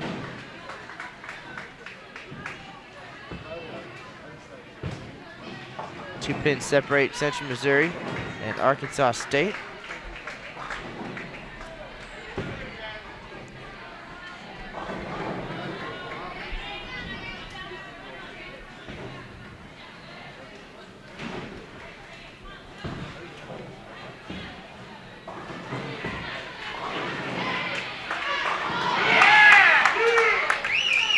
FDU getting pumped up early here.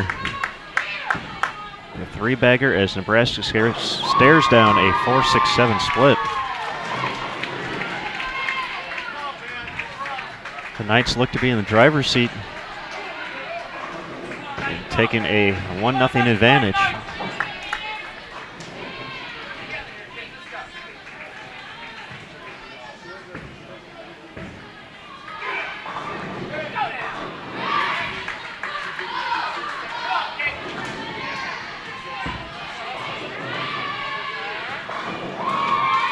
Great shot by Arkansas State to set up the 10th frame and leave it in the hands of anchor Sarah Locker. 237 max for Central Missouri. Arkansas State could get the first one, get themselves into the 240s and shut out.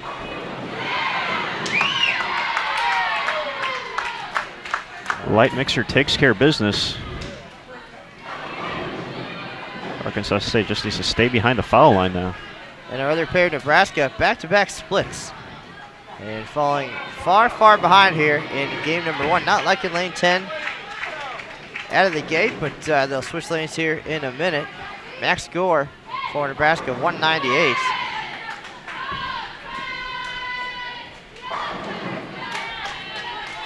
FDU clean through 8.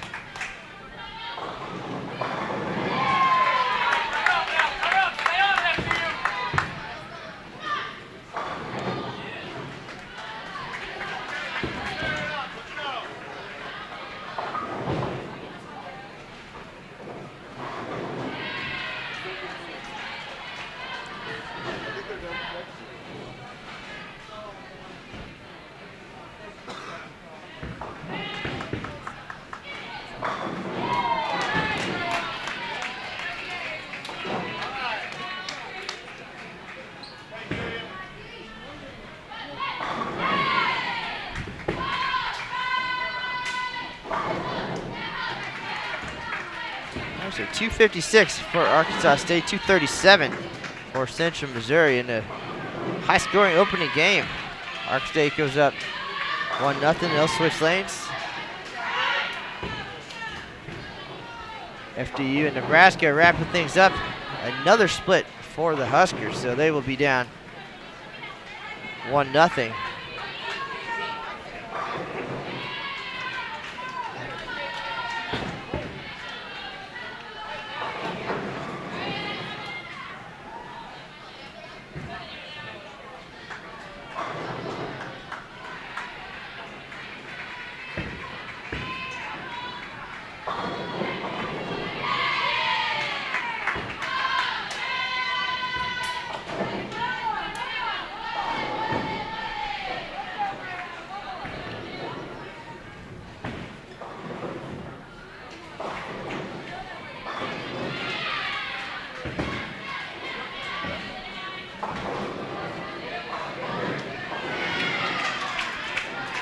All right, so clean game for Fairleigh Dickinson. Spare. Give the Knights 2-12 with a strike here on the fill. Nebraska, uncharacteristic start. Came in as the 2 seed. And steamrolled Arkansas State in our first round of match play.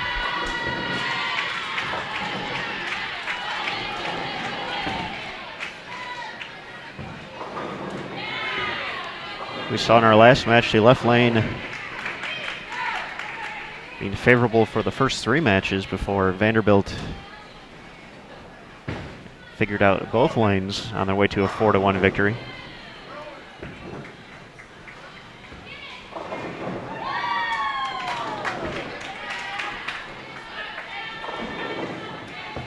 All right, gave somebody else a chance here for the Huskers.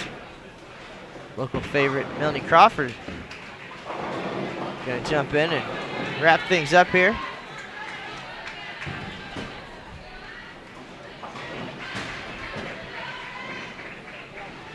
See if maybe she has a little better look.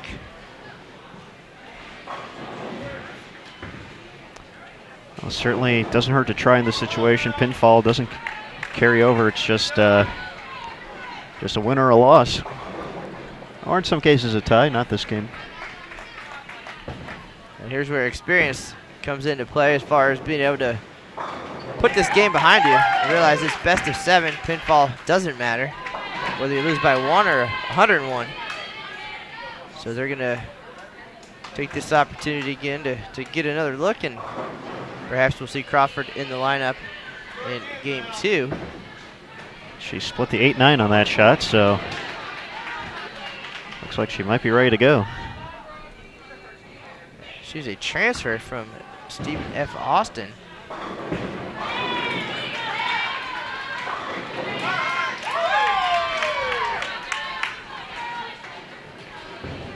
She finishes with 2 there for 3 1/10 for the Huskers, 212-162. They're going to forget about that one and move on. Meanwhile, Arkansas State, huge in game 1, 256. A pair of opens here in game 2 gives Central Missouri the early advantage.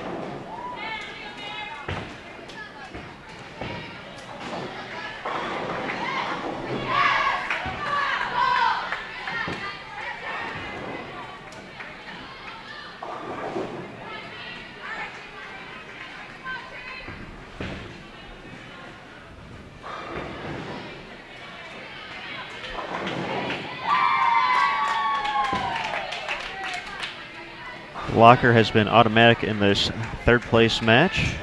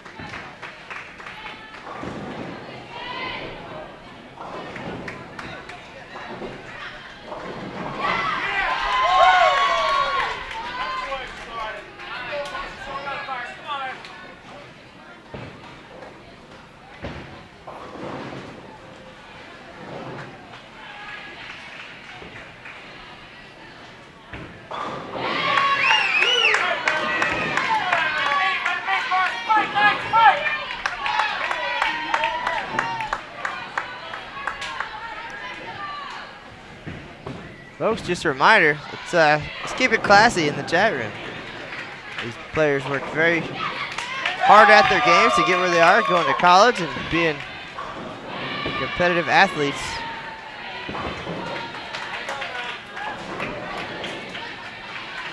Yeah, certainly no need for that in the chat room. Lucas Wiseman has given us the authority to incinerate you. So we'll see you next time.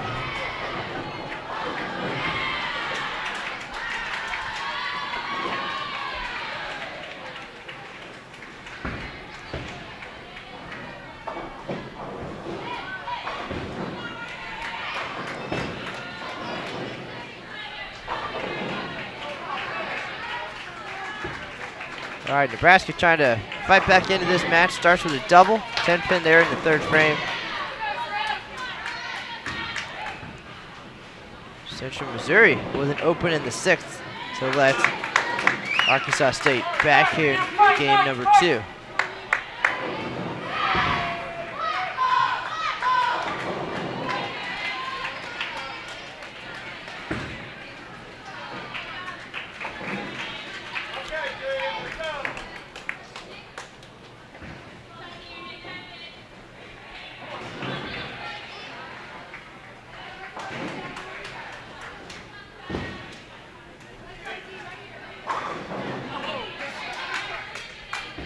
Great shot there for the Knights. 10-pin refuses to cooperate. And they're down 10 early.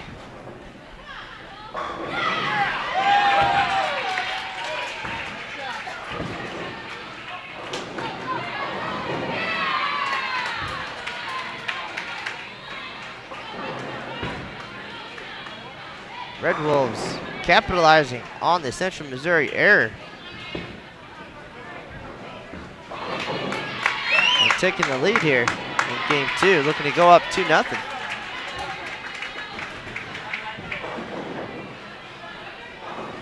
That match for third place.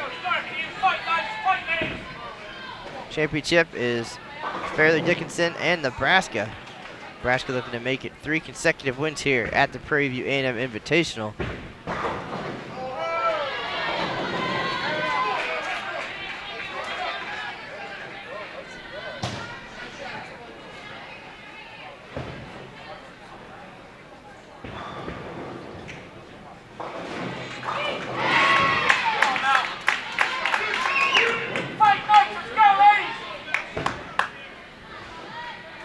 Arkansas State can hold a 4-pin advantage, at least going into the 10th frame.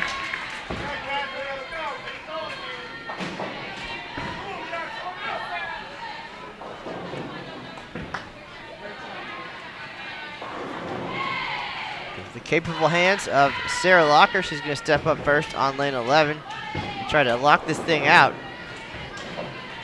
Delivered all 3 in the 10th last game. Can she do it again here on lane 11? Tomahawks the 7. She's our individual leader here this week for 6 traditional games, averaging more than 245 on this 38-foot NCAA 2 pattern. Great shot from Central Missouri. Rings the 10 pin though. 6 pins to shut out for Arkansas State. Go up 2-0. That'll be enough. And in our other match, Nebraska with the early double, clinging to a 10-pin lead here at the halfway point.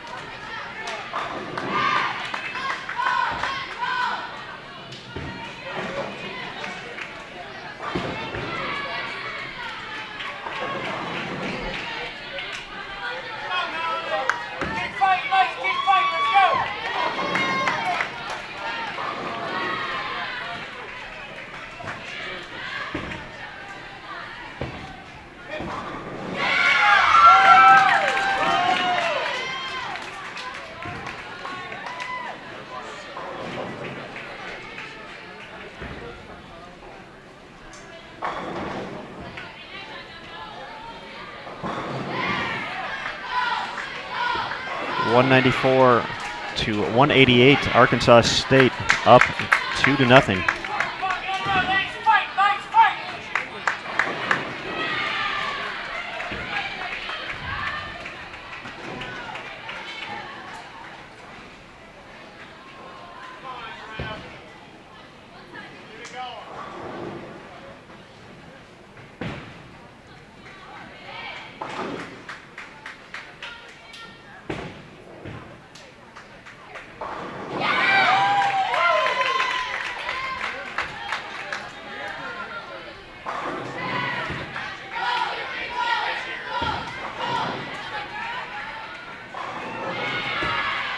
All right, Nebraska cruising here in game 2. FDU not going away. Double there after the open frame.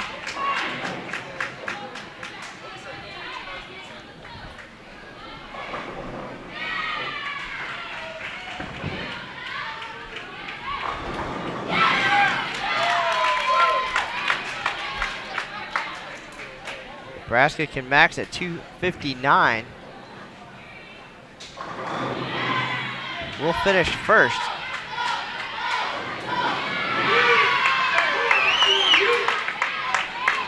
FDU will need a few more like that, and perhaps a little help from Liz Culkin as well.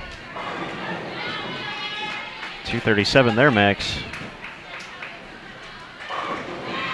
So a strike here to start off the 10th for Culkin will essentially seal the deal and knot up our championship match at 1 apiece.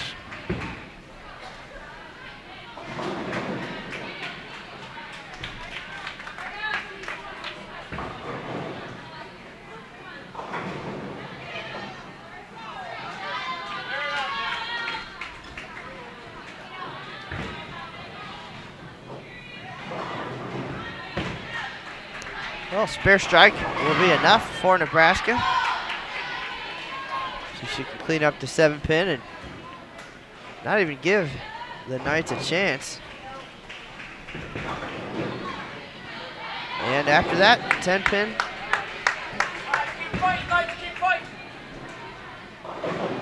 Looks like we're going to be tied at 1.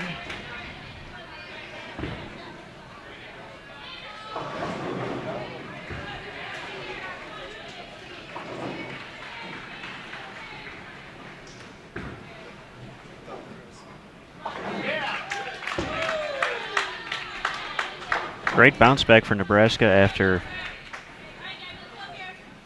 an uncharacteristic performance from the Cornhuskers in game 1. Few splits. Some trouble on the right lane. FDU posting a better score, but unfortunately for their fans will not be enough here in game 2.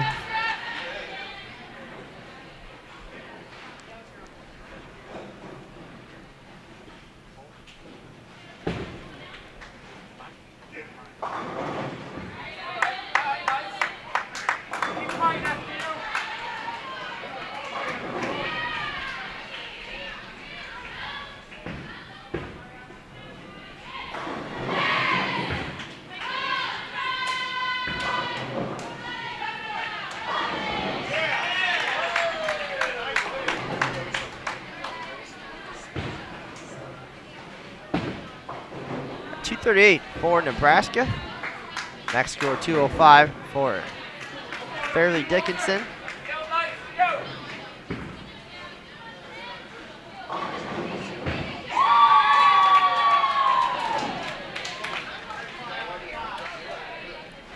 Arkansas State out to an early lead over Central Missouri. Spare double.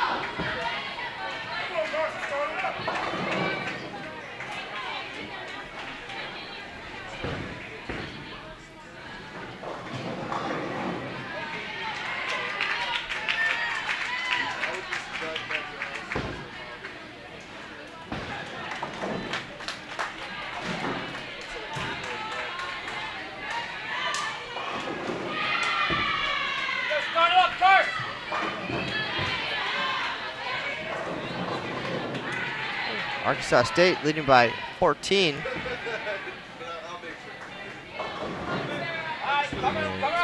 FDU is going to start things off here in game 3 against Nebraska.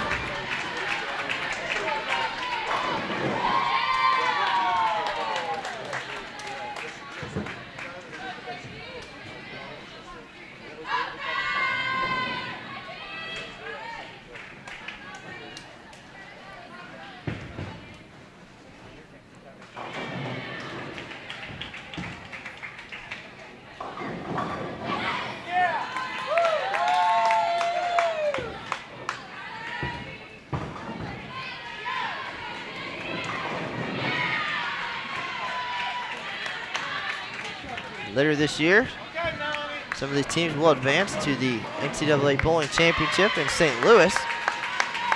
And then after that, those getting ready to graduate will have something to look forward to as the PWBA returns. Professional women's bowling will be back with 9 events this summer. So college bowling now, again, a stepping stone for these top ladies.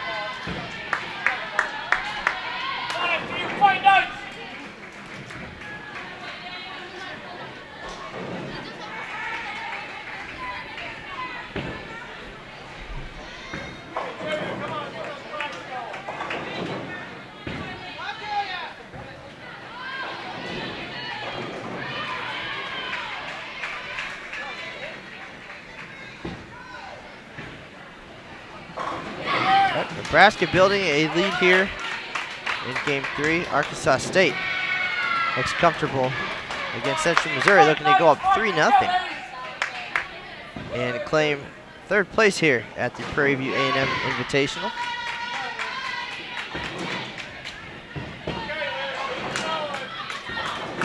A double difference in the Arkansas State match. Both teams clean through 7. 15-pin advantage to the Red Wolves.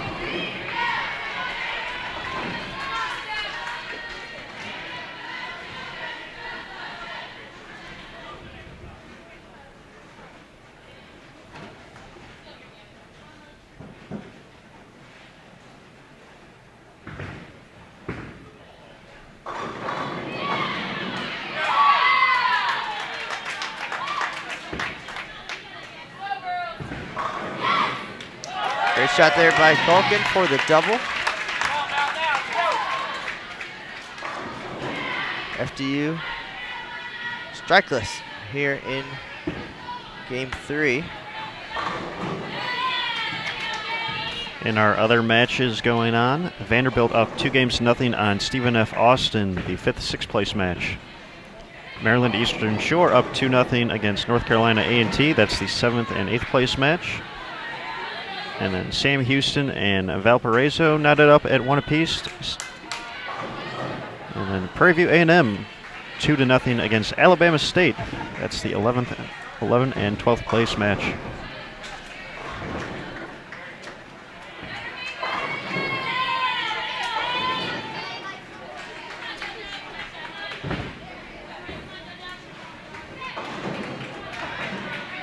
Almost a great spare conversion there. The 4-6-10. Gets the 6 to tickle the 4. But no dice for FDU, open in the 4th. Central Missouri found a double in the 8th and 9th. They can take the advantage here. 2:23 still out there for them. Next score for Arkansas State. 2:18. Asking for it to push a little bit. Make it 3 in a row for the Jennies.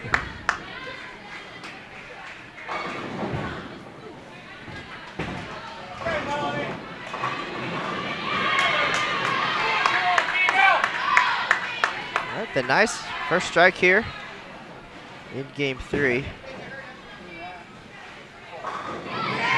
Nebraska with the 4-bagger. And 6 out of 7. Cruising on the way to a 2-1 advantage. Central Missouri needs this one to get their first win. Takes care of business. They'll be in the 220s now.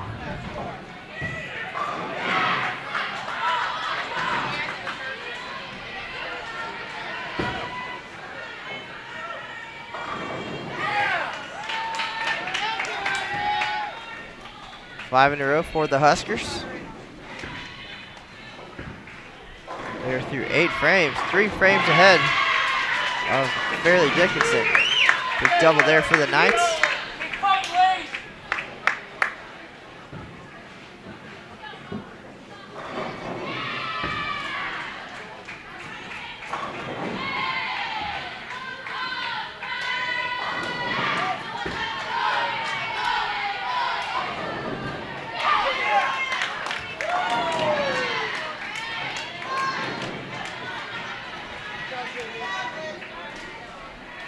Whatever issues Nebraska found in game 1, all but erased.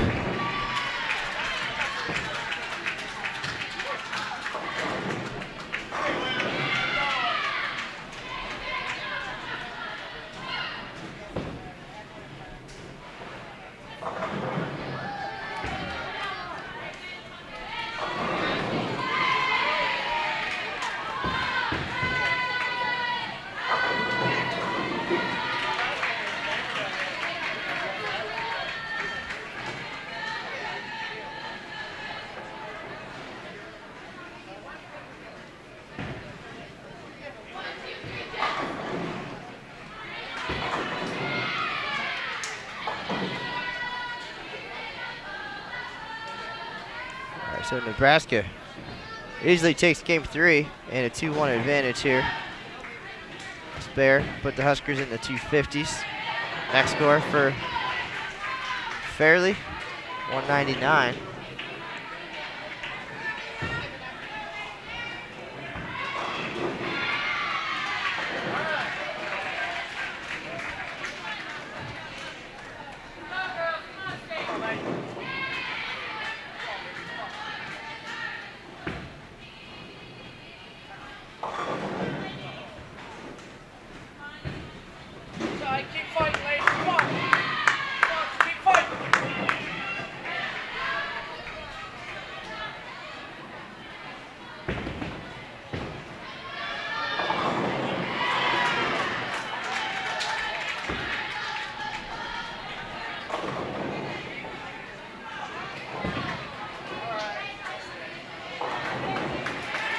2:57 for Nebraska. Now the Huskers will take a timeout and wait for FDU to wrap things up here.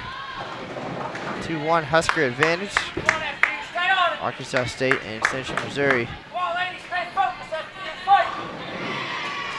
already in their next game. Had a question in the chat room, a lane assignment and rundown of scores. We'll do that real quick while we have a moment on lanes 1 and 2, Alabama State and Prairie View A&M. Prairie View up 2-0. On 3 and 4, Sam Houston State and Valparaiso knotted up at 1 apiece. On 5 and 6, Vanderbilt up 2-0 against Stephen F. Austin. On lane 7 and 8, Maryland Eastern Shore up 2-0 on North Carolina A&T. Of course, 9 through 12, you're watching it live right here on Bowl TV. Aaron Smith alongside Matt Cannizzaro. So we are in the final stages of the 2015 Prairie View A&M Invitational at the Immaculate International Training and Research Center, home of Team USA and Junior Team USA.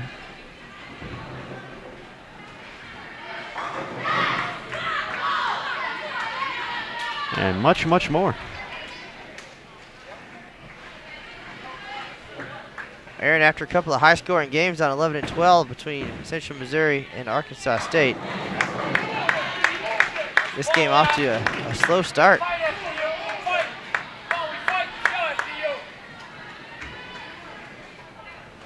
Arkansas State with a 2-1 advantage.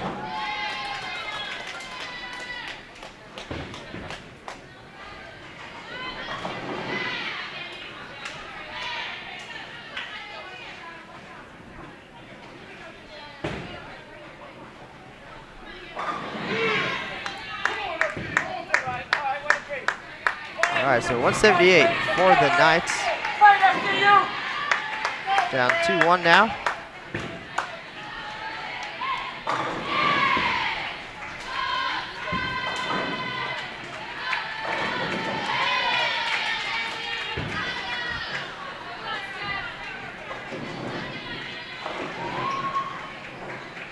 Momentum clearly in favor of the Cornhuskers now. See how FDU responds.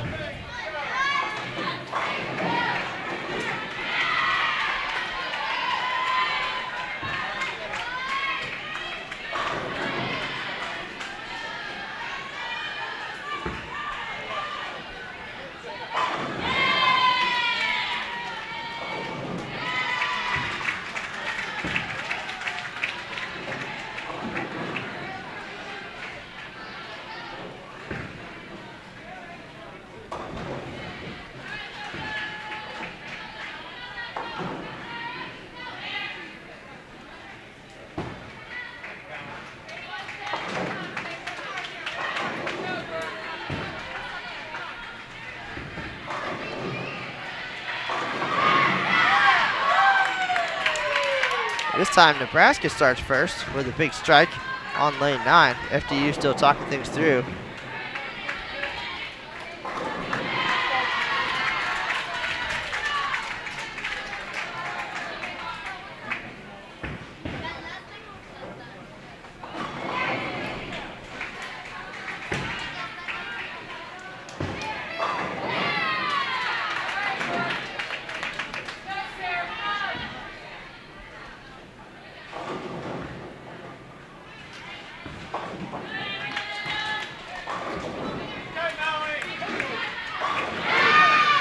FDU answers strike for strike here in game 4.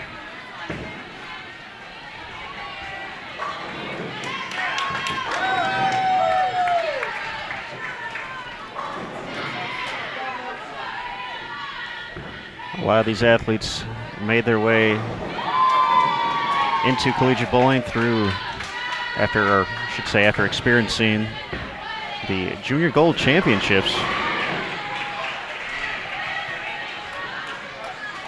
Of course, that tournament continues to expand year after year.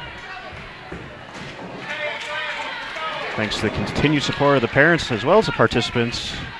We continue to put up record numbers, so Look forward to seeing Ashland Hoyt out there in the Chicagoland area later this year.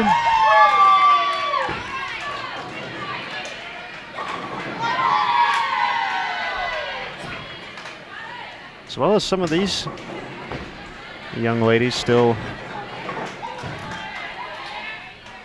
USBC youth bowlers.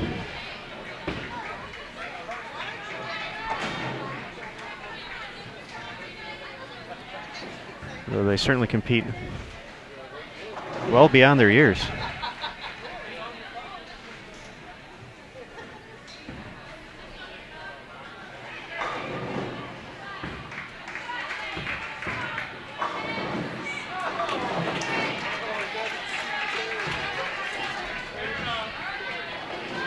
Nebraska was perfect through 3. 10 pin there in the 4th frame. FDU trying to battle back from an open in the 2nd frame. Also leaving a 10 pin.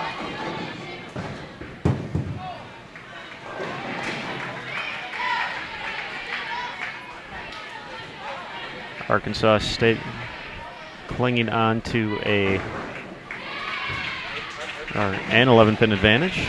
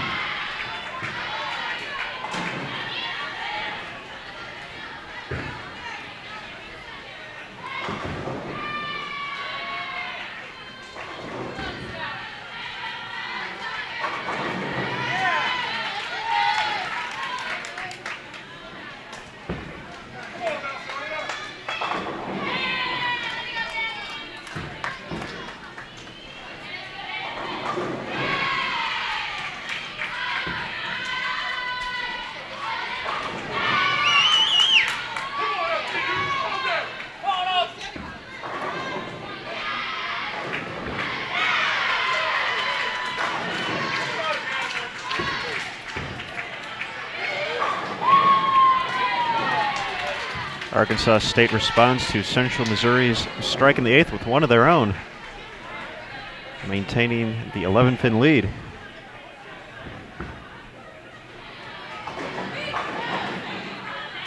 Good shot in the 9th by the Jennies. 10-pin stands.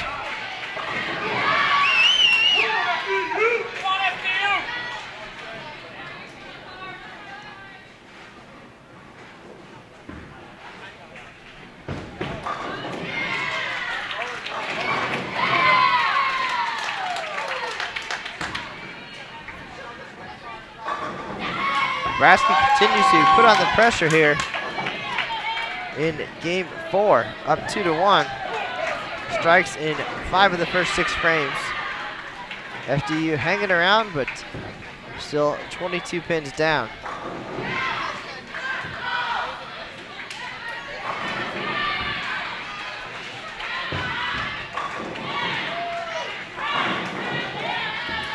.205 max score, Central Missouri.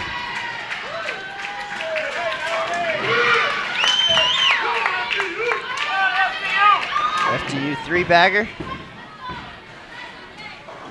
Arkansas State needs a mark.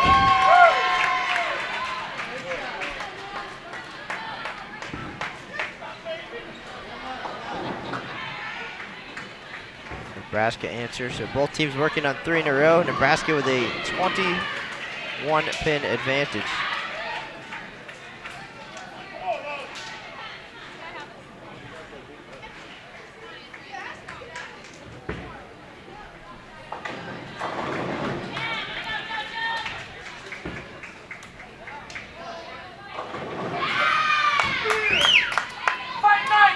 Arkansas State, my goodness, misses the single pin.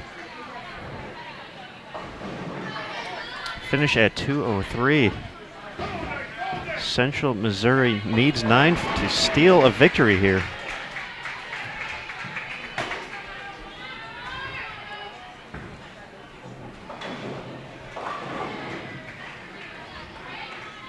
Folks, you wanted excitement and drama. Here it is. Central Missouri for the win.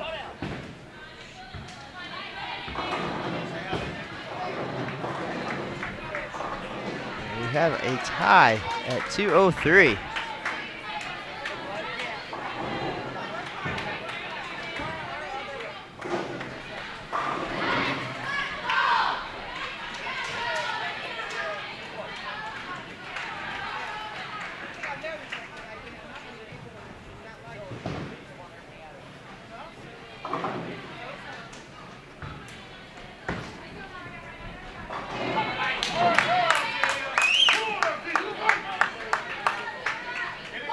Nebraska with an open frame in the 8th.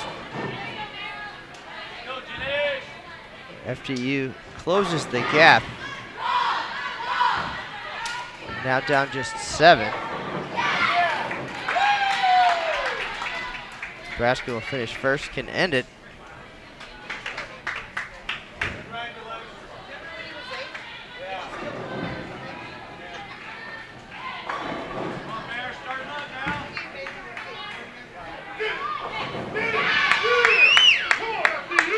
Melanie Hannon delivering in the 9th for FDU.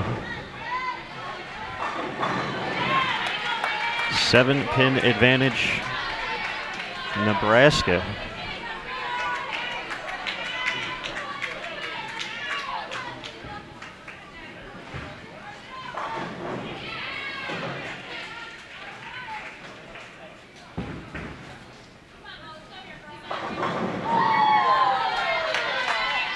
Falcon leaves the flat 10-pin.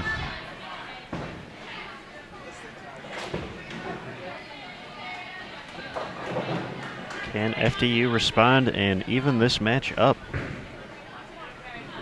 Strike here will help that happen.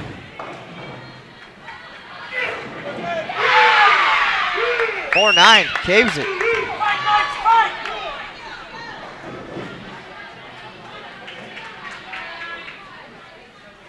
Culkin spare here. Max score 224. And she misses it. FDU still needed good count to officially shut out. Now they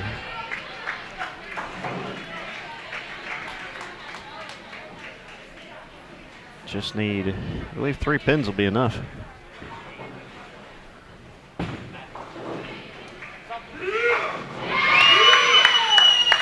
Great finish there for the Knights to take game 4 and even things up at 2 apiece. A lot of strikes being thrown today, but again, proving that spares are crucial at any level.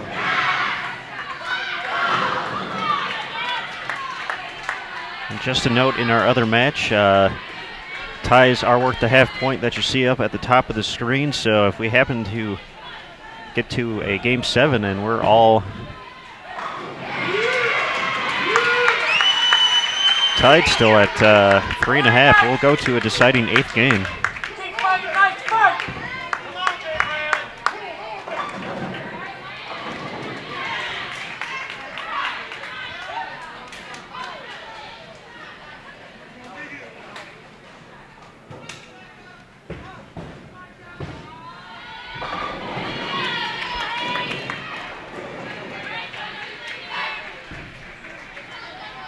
Nebraska FDU championship match tied at 2, and we'd expect nothing less than an exciting battle.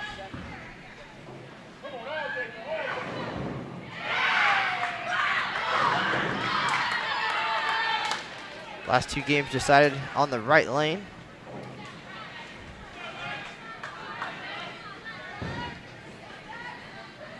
FDU, the higher seed, would have lane choice should we get to a game 7.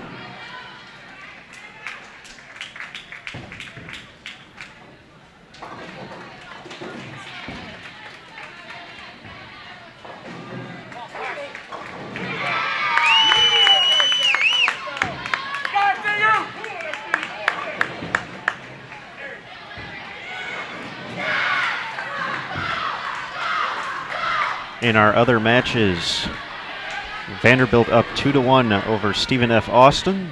Maryland Eastern Shore up 3-0 over North Carolina A&T. Valparaiso with a 2-1 advantage over Sam Houston State. And Prairie View A&M up 2-1 over Alabama State.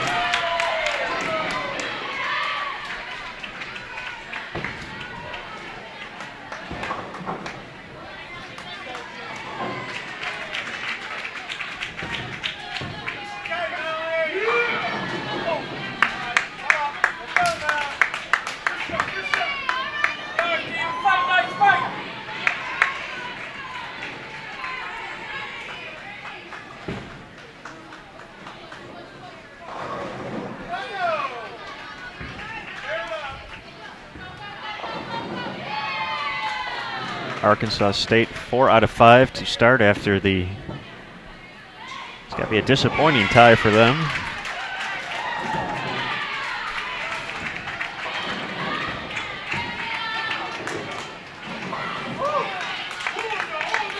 Very different tone. You really can't see it probably on camera, but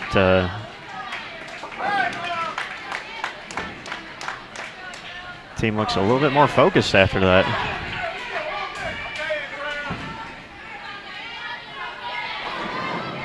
Showing on the lanes too, 5 out of 6.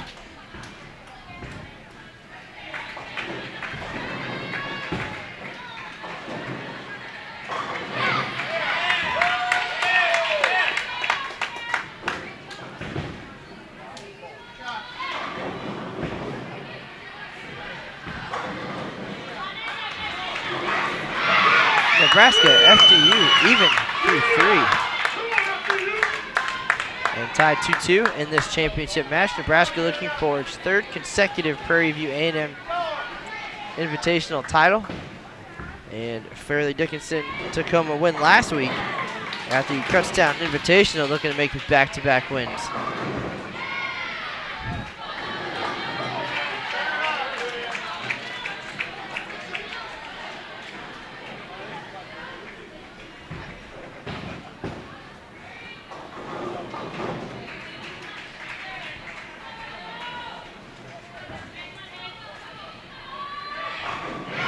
Third open for Central Missouri. It's their max score at 200 even.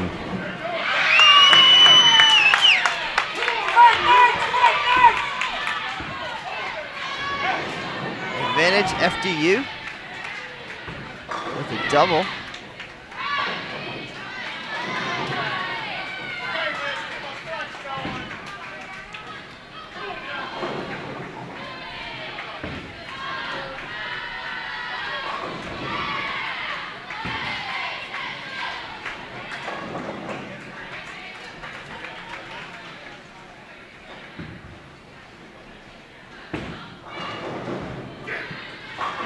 Make that 3 in a row for the Knights, pulling ahead here in game 5.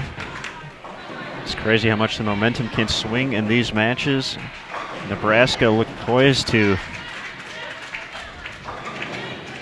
finish this one quickly. All of a sudden, FDU fighting back, wins game 4 and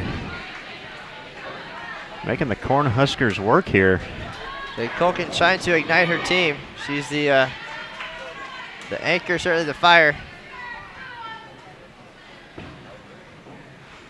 But FDU setting the pace here. Arkansas State is going to push their advantage to 3.5 to 1.5. Meaning if the next game were to tie once again, that would be enough for Arkansas State to claim 3rd place in the event.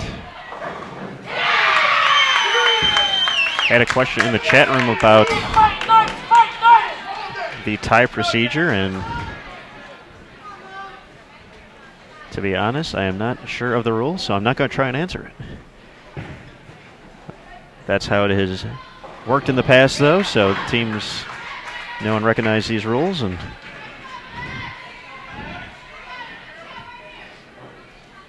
think about it this way: if we had Central Missouri win the next 2 matches, bonus bowling 8th game to decide who gets the place. And more quality time with us, of course.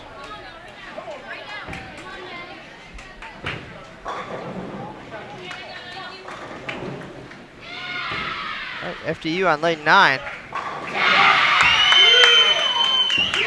Fired up. 5-bagger, 6 out of 7. Nebraska has to answer here. Melanie Crawford for 3 in a row. She went high on this lane last time. Better shot there. Matt, you weren't kidding talking about the crowd getting fired up too, along with the players. It's starting to get a little rowdy here at the ITRC. Well, 2 top caliber programs and top caliber parents as well making the trip down to Texas this week. Let's face it, sir, strikes are exciting. Neither team relenting here on 9 and 10. Nice break there, trips the 9. Keep that string going for Nebraska. 4 in a row for the Huskers. Max score though, 260. FDU, possible 280.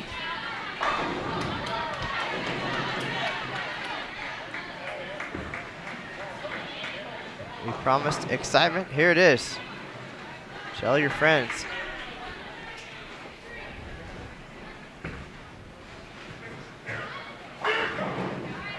And the flat dime for the Knights. String comes to an end at 6.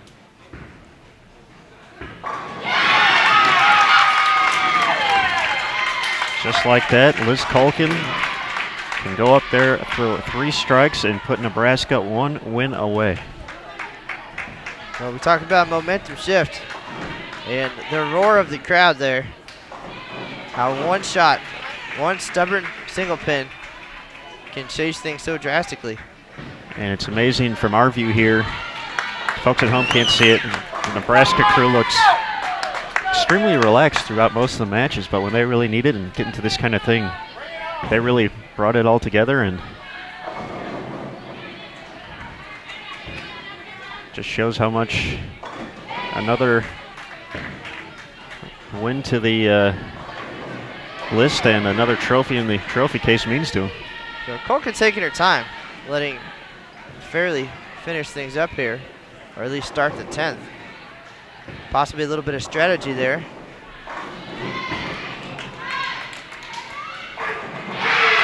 .259 still out there for FDU. Not frazzled at all. Clutch strike.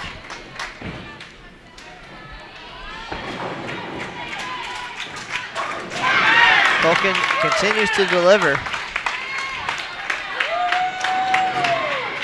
Keeps calm after that shot. She knows it's just one step. It's not over yet. We'll see if Liat Vinzefeld can keep the pressure on. Needs this one. Best of the best here. Top 2 teams in the nation. Great shot. A little bit high. 4-6-7. Count not crucial there. Now, so Culkin would need 9 spare.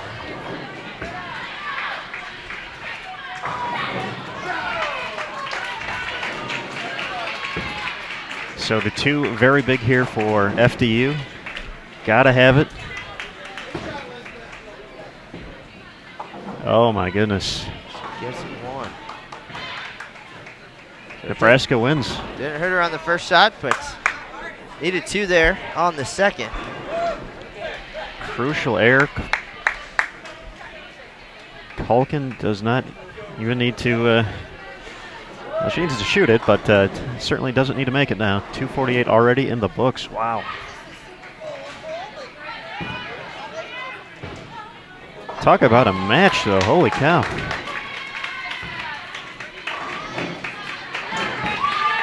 Nebraska last 2 games on the right lane. 249, 257. The Huskers up 3-2. FDU last time on the right lane tied the match and would have choice of lane should we get to a game 7. So that could be something important to come into play.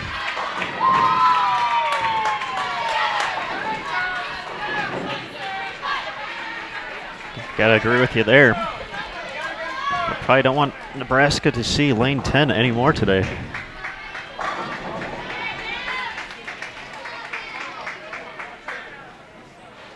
So the Huskers up 3-2 over the Knights. Arkansas State trying to wrap things up here over Central Missouri, up 3.5 to 1.5 for 3rd place. Sarah Locher gives the Red Wolves the double and 4 out of 5.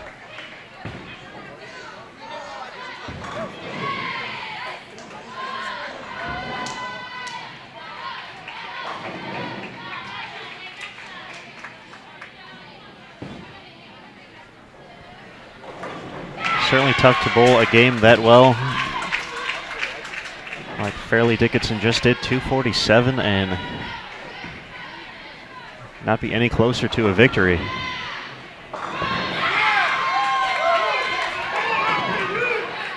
This team has won before, though, so. So the advantage there, too, that FDU seems to have a pretty good look on both lanes. And Nebraska has struggled a little bit on the left.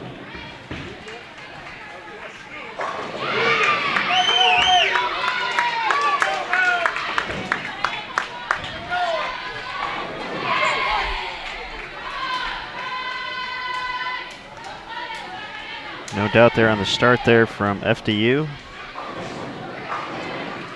Carson Lukosius delivering.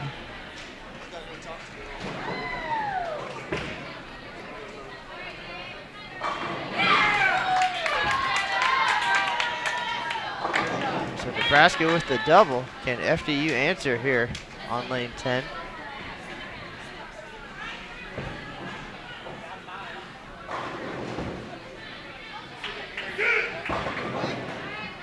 And the 10 pin remains.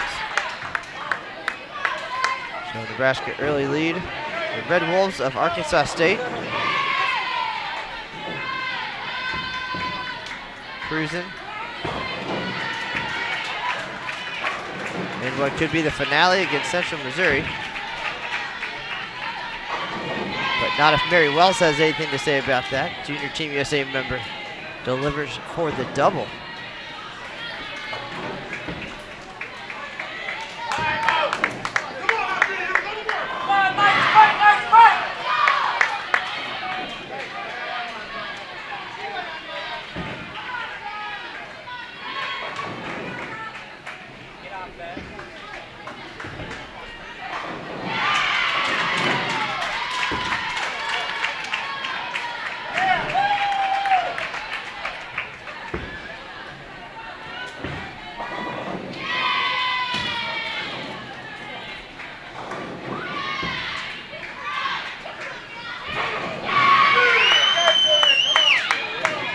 The fans here for FDU and Nebraska just as invested as the players.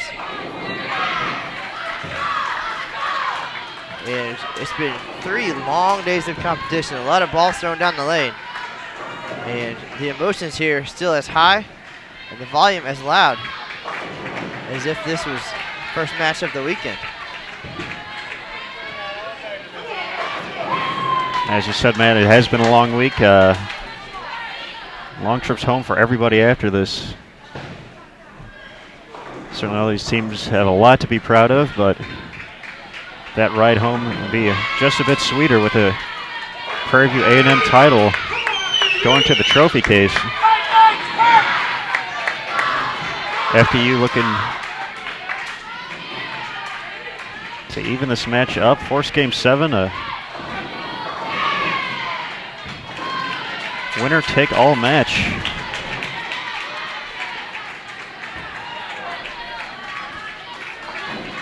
Central Missouri, 4 in a row, looking to make it 5 here. To stay alive. Unable to trip the 4.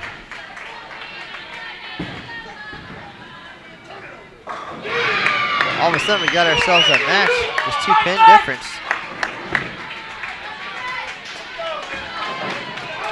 Going into the 10th frame.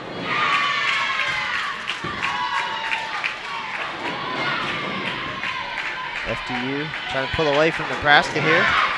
4 out of 5, working on a 3-bagger. Holken trying to get the Huskers back on track here in the 5th frame. And she rings a 10 pin. So 3 consecutive 9 counts for Nebraska. Now let's watch the 10th frame here between Central Missouri and Arkansas State. Light mixer for Locher. One more and good count. Will be enough to shut out. Came down to the anchor bowlers last game.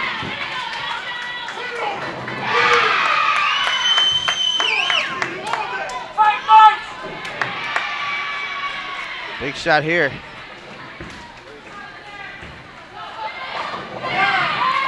Tournament leader individually, never a doubt.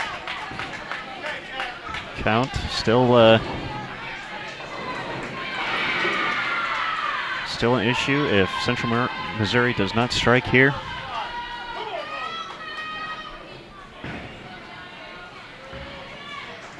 Needs it to have a chance. Delivers.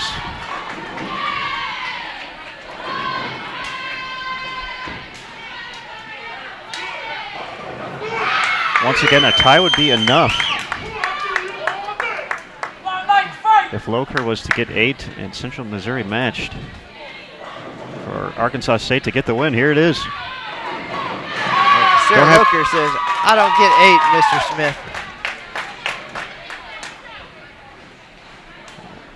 She gets all 10 to shut out Central Missouri and lock up 3rd place for the Red Wolves. Talk about a match, though.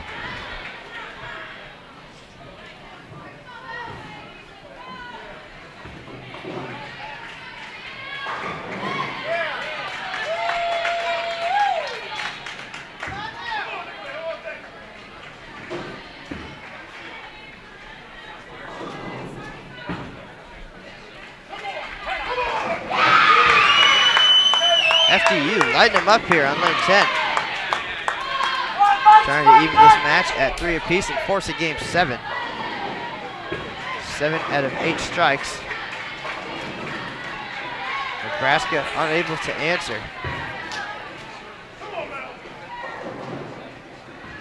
FDU was in command the last game as well. Nebraska came away in the end for the 3-2 advantage.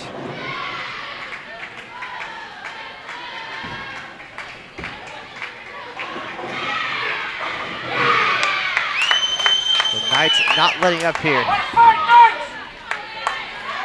They will have lane choice should we go to a game 7. And I'm going to say there's a 100% chance they take lane 10. I like those odds.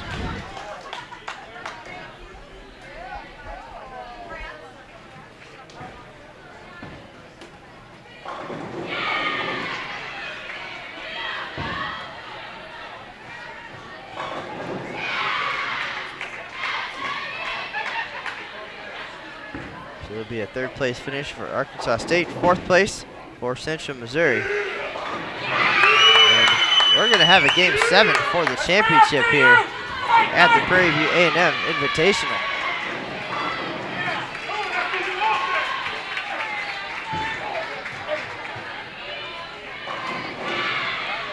Max score for Nebraska, 237.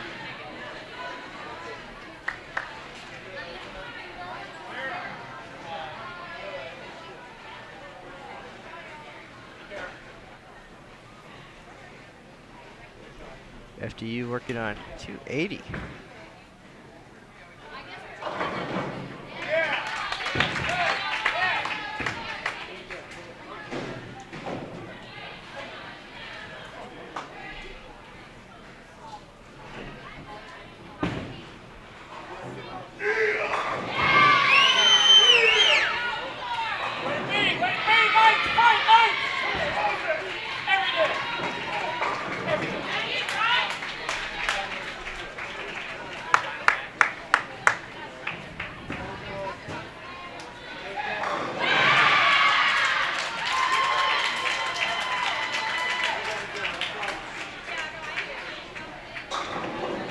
So FDU gonna wrap things up here. Strike here, 280. Ties the match at 3 apiece.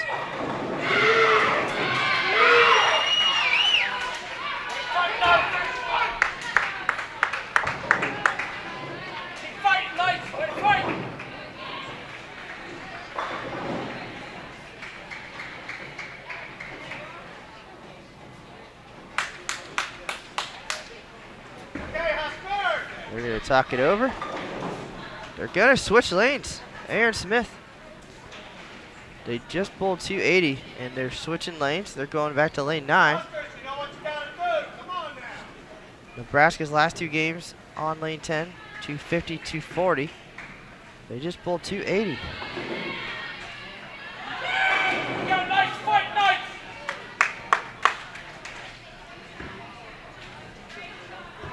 It was a strange choice, but maybe they won't feel it's earned victory unless they get it on the tough lane.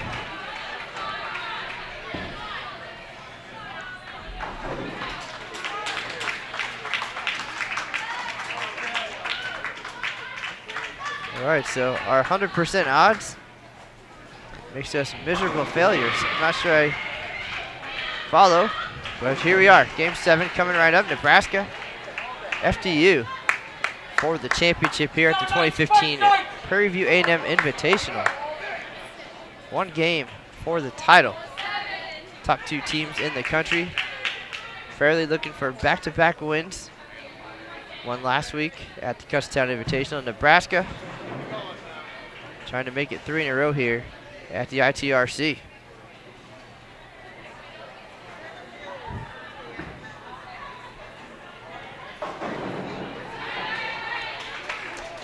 All right, folks, I just tweeted from my personal account and the USBC account.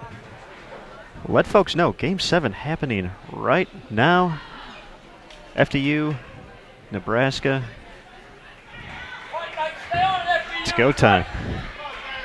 Nice to see some former players checking in the chat room as well. Jolie Carrillo.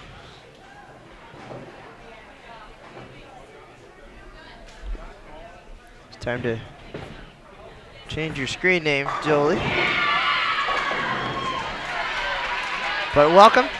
Thanks for joining us, everybody. Nice crowd online and in person here at the ITRC. If you're nearby and you're not here, you're missing out. Exciting finale of this year's event. FDU and Nebraska.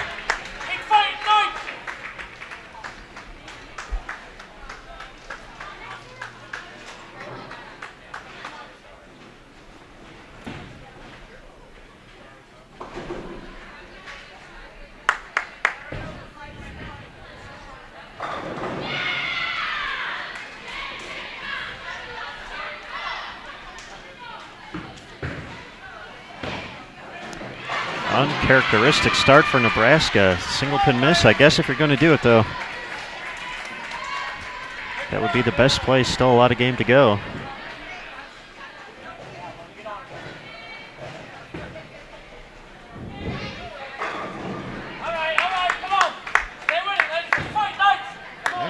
The nice with a pair of 9 counts. Melanie Crawford for Nebraska. She goes high, leaves the 3-6-10.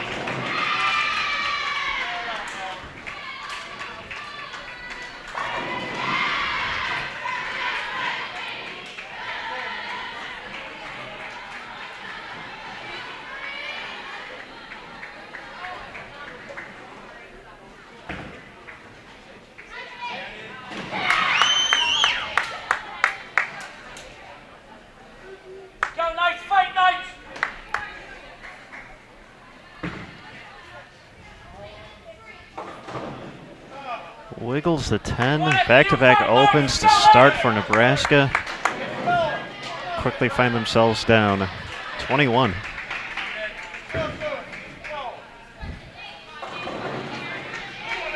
Well, the momentum and the lane choice appear to be paying off so far for Fairleigh Dickinson.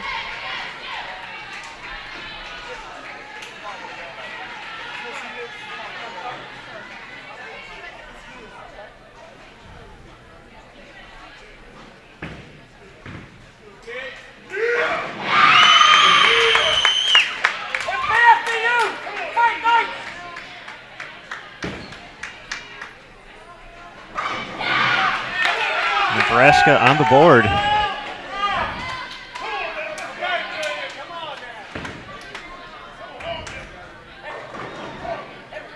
So the emotion here, pretty incredible.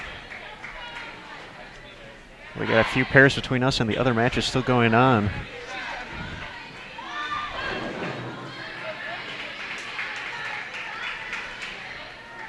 So all eyes this part of the ITRC on 9 and 10. Shot high. Fortunate just to leave the 4-7.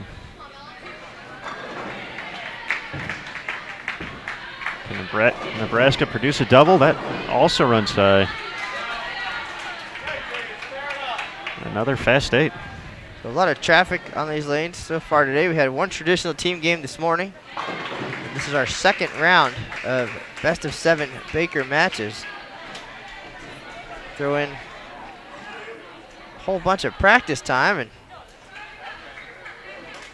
no doubt a lot of transition happening. FDU clean through 4.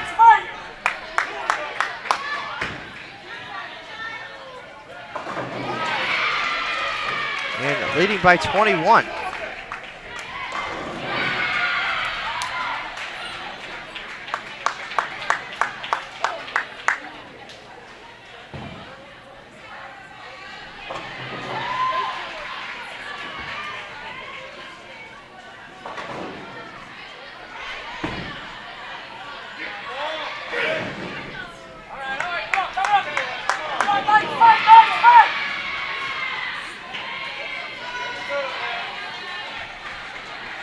To the bucket for the Knights on the left lane.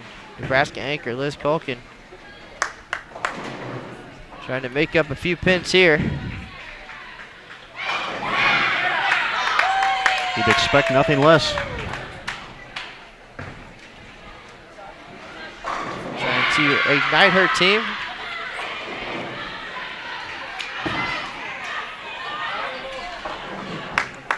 And the open frame for the Knights.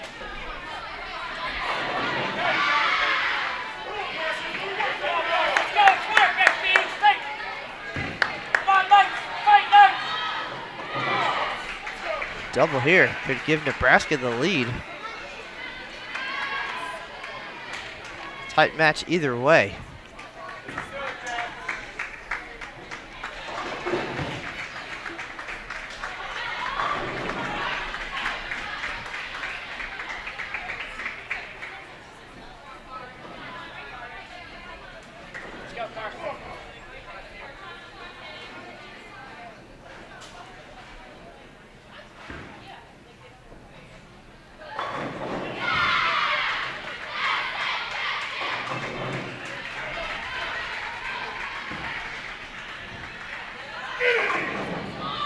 FDU high again. Looking at back-to-back opens. See if Jasmine Mason can make up for her missed spare in the first frame. Should make it a double. You see the Nebraska squad huddling up there.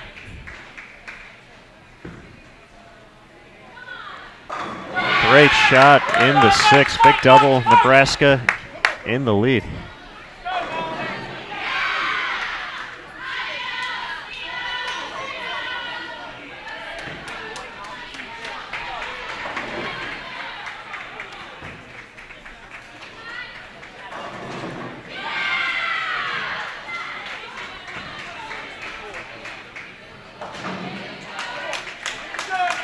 So through 6, Nebraska now in the lead. Looking to make it 3 consecutive titles here at the Prairie View A&M Invitational. Couldn't ask for a better finish to this week's event.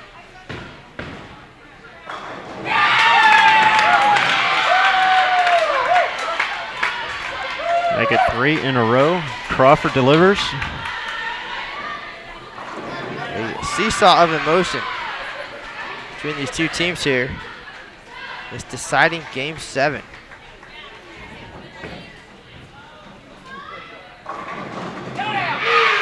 FDU not ready to leave just yet, though.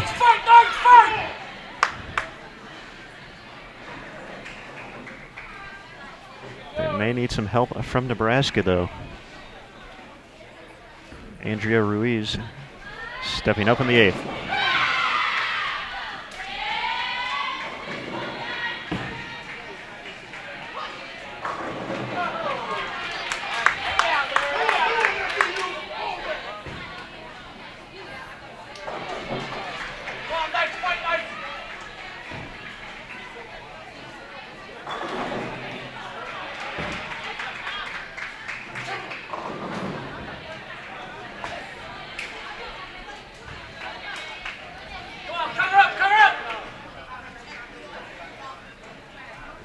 Nebraska up 24.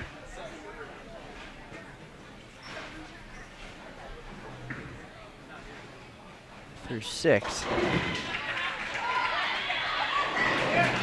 No problem on the spare.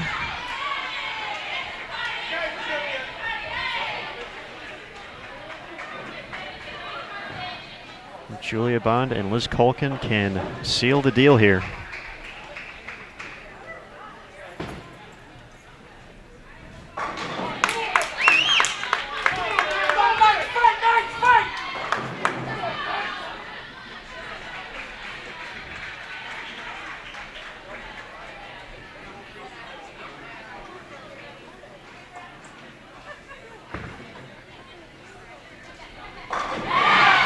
Bond delivers in the 9th. 193 max for FDU. Nebraska still needs a mark and decent count.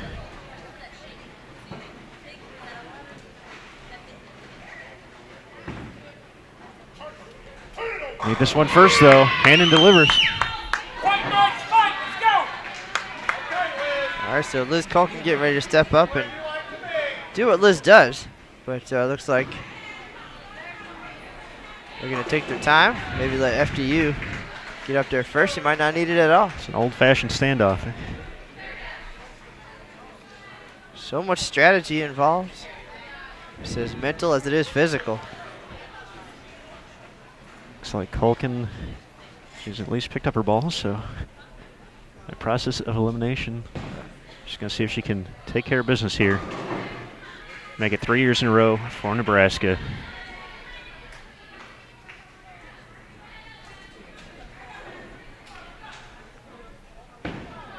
Culkin all 10 for the win. Mixes them up.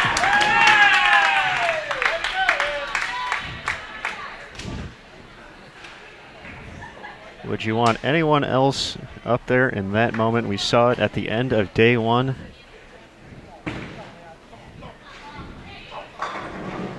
It's officially over. Maybe she didn't realize. It's a very subdued Nebraska reaction. Or maybe they've seen it so often, they're just used to it. She gets this one, I think we're going to see that fire. There it is. Nebraska Cornhuskers, your back-to-back-to-back Prairie View A&M Invitational champions. Needed 7 games to get there. Great effort by Fairleigh Dickinson. Just comes up a little bit short in the finale.